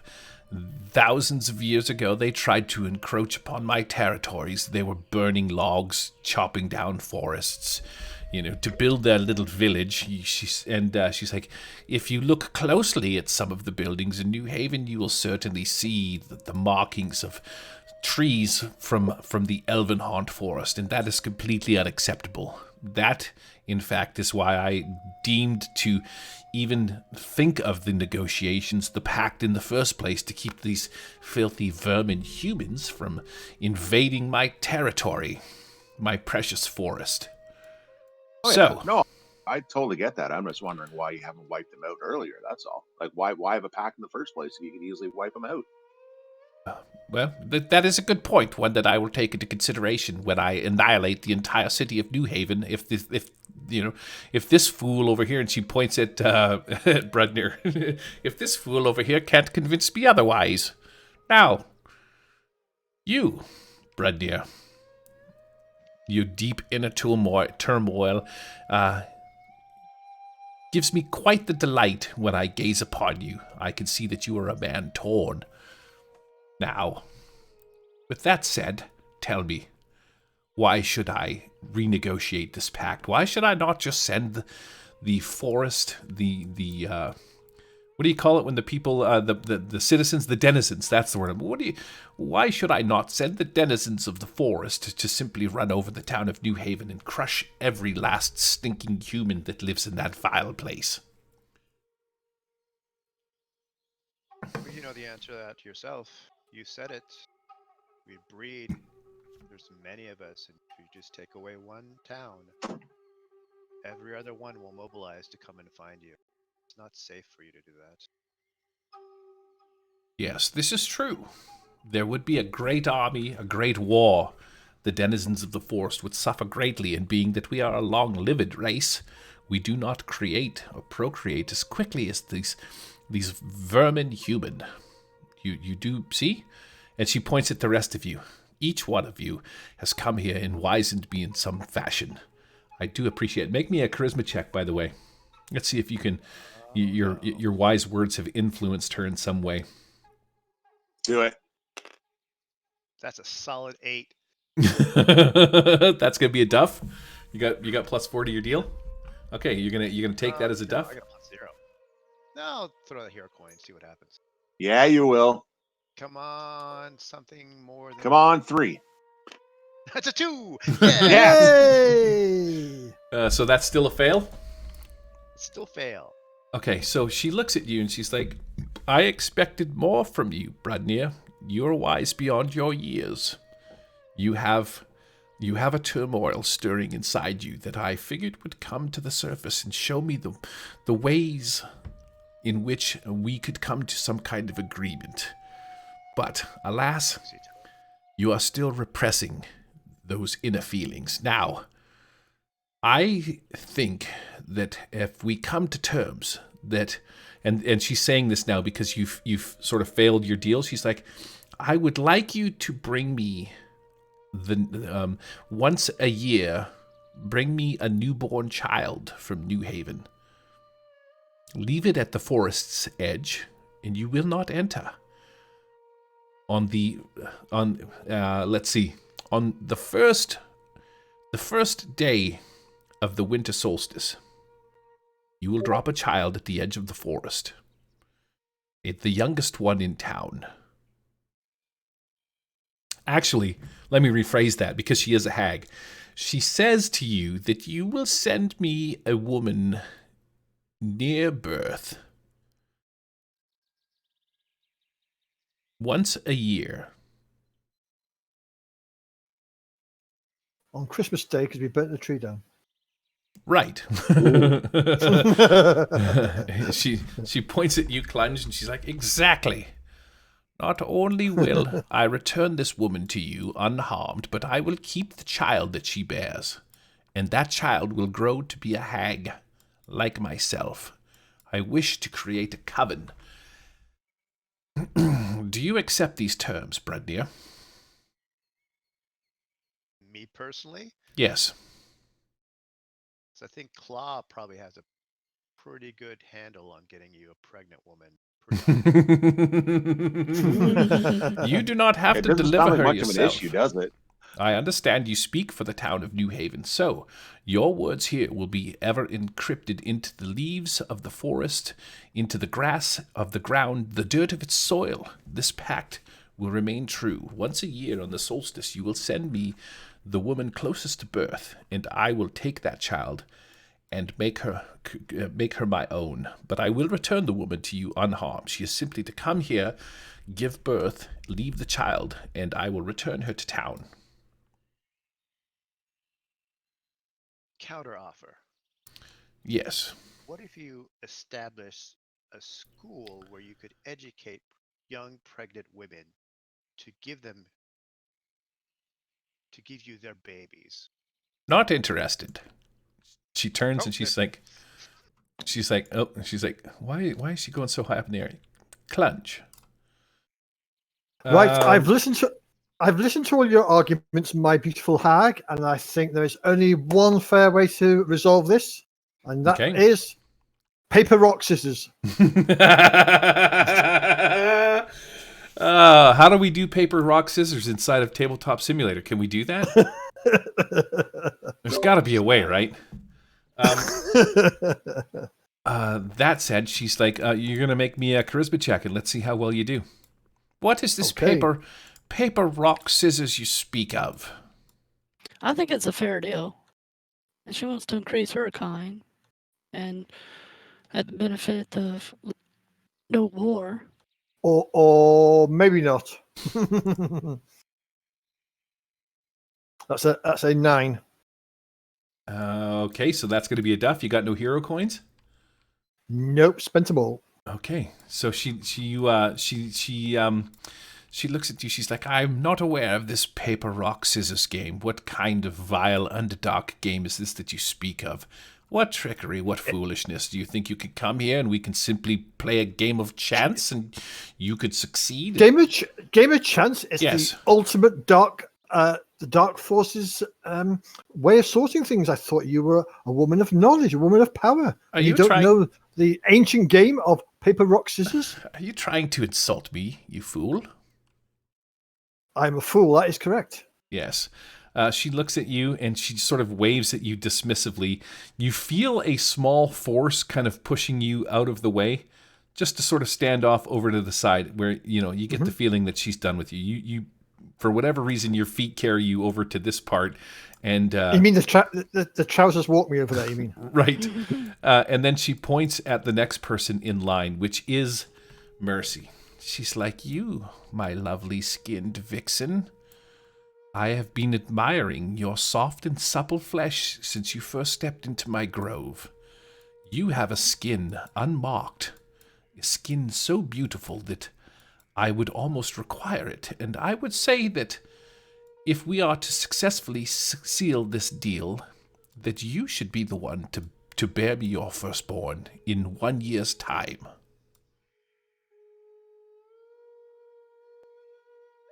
All right. That's fair. I like that. Meh, sure. Okay, Yeah, you whatever. make an Well, easy. Well, for one, it means I get to have sex. Okay. And two, I think it's a fair deal. I mean, she does want to increase her kind. Maybe she'd like to have some hags hanging around, right? She's probably bored and alone out there. A few And hagglings of this her is a own. good way. Yeah, and it's only once per year. And that means every year we got a chance to do something about it, possibly. If Yeah, we it's just a don't one like the shot. deal. Yeah, it's just a one shot thing. Well, So you yeah, will I have know to. we're not gonna play for a year. No. What I mean But- is you won't have to come back every year and give birth to a child for her. She just wants the first kid. Yeah, that's what I Okay. mean. Okay. I know Okay. we're not playing for a year. I'm just, making logical sense in character. Yes. So yeah, I think it's a good deal, and I'll be the first. Oh, fucking fantastic. Okay, so this hag is pretty happy about that. You don't even have to make a roll. I'm just going to say that because you're willing to give up that kind of a sacrifice, this hag she's all like fucking happy as a pig in shit. She's like, your sacrifice, well, let's not call it a sacrifice, but essentially it is. It's your gift to me and my kind has overwhelmed my evil heart and I'm looking forward to this so much. You can tell that I am at a loss for words. Mercy, I do appreciate this. In 1 year's time you shall return, whereupon you will live with me for the time of your birthing, and then I shall return to you unharmed back to the village of New Haven. She's pretty happy about that. She's like, do wait here. She wanders off into this house, and she comes back out with a chest that's sort of filled with gems and jewels. She's like, take this small gift back and give it to the families of those that have slain as an apology for the renewed vows and pacts. She comes over to this little... she walks over here. She's going to release these two guys, Roberto and what's-his-face. But in doing so, for the first time...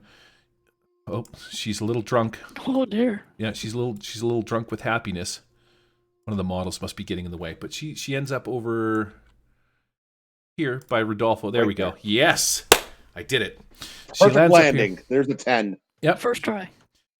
She opens the doors and lets Beltog and Rudolfo out, whose feet, when they immediately land upon the ground, just flee into the forest. She yells out to them. She's like, wrong way, fools. You're running deeper into the forest. You'll want to come back and go this way.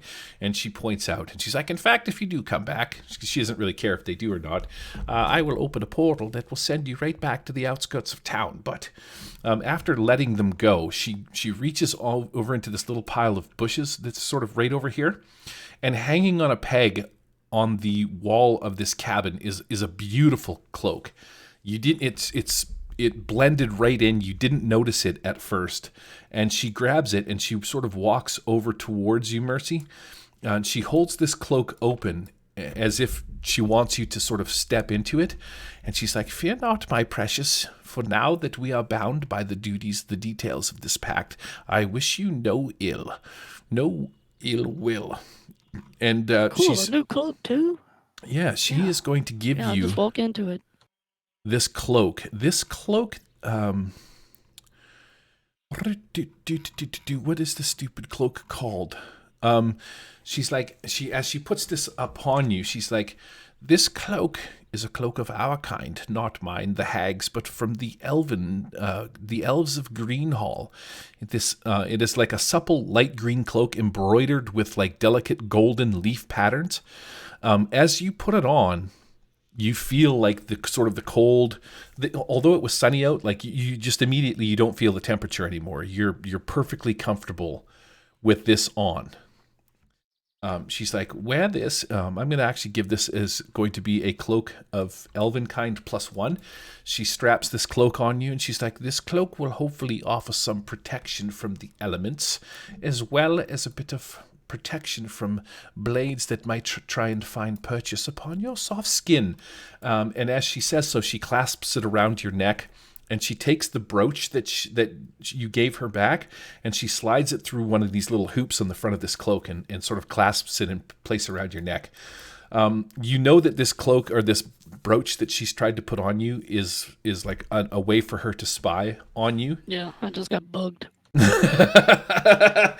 But yeah, she gives you guys like a chest that's probably got 500-600 gold pieces in rupees and stuff like that, different gems, emeralds and stuff like that. She's given you this cloak, freed these guys, and this cloak is going to be we'll call it a cloak of Elvenkind +1, so it's going to give you +1 to your armor, and you're not going to be affected by like cold temperatures as long as they're sort of above 0 or around 0 within, so your temperature will be set. After she clasps this on, she turns to the lot of you and she's like, you could see her hands moving around a little bit, and she summons into her hand what appears to be parchment. All of the deals or all of the things that you have agreed to, which will be sending the women, staying out of the forest, etc., are written down inside of this. And she pulls another brooch out, like a sharp bone pin, and she sort of puts it into her thumb, cuts it, and presses her thumb into the page, and then asks each of you to do the same. Your blood will seal this deal.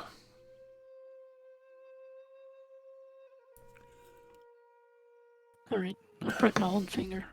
Okay, everybody's on board with giving old Jenny a bit of your blood. Sure. Wait, what's the fucking deal? She just wants a bit of your blood, man. That's all. No, what's the deal? Oh, the deal is I gotta every give year- up my I gotta give up my yeah. firstborn. Her. See if this Drunk, thing. you're high. I don't trust you. Whatever. What's the deal, Hag? Okay, so the deal is, magic portal appears right here, That is skaboosh, amazing. and she says to you, she's like, once a year you will give me your nearest to birth female. She will come here and give birth. She will be unharmed. I will take the best care of her, and I will return her to you after she has given birth. You will stay out of the forest. Mind your own business. No human is to step foot in the Elvenhaunt forest. Actually, she rephrases that. No human from the town of New Haven, or any human that steps into the forest from the town of New Haven, will break the pact immediately, and we will have to call this deal once again to be renewed. Do we understand? You will not cut down trees. You will not enter the forest, other than to send a woman to the edge of the forest, at which point I will come and pick her up and bring her to wherever I want to take her, to be honest with you. Do you understand? And then send her back unharmed. Yes. So what I said I wouldn't agree to before. Which is what? I said I wouldn't agree to this in the first place, and then you're saying, "Oh, well, we'll sign the pact." Oh, okay. All right, so you're creating a fucking problem for me? Is that what you're saying? Fair enough. Well, I Yep. said no to this deal like last turn. Sorry, I didn't hear you. Magic portal disappears. Okay, well, it appears that we have a mild problem here, Bercy. Now, Just because she wants to be a breeder for you doesn't mean that it's agreement for the whole town, all right. Well, considering it's 10:43, right? we're gonna put a pin in this, and we'll pick it up next time.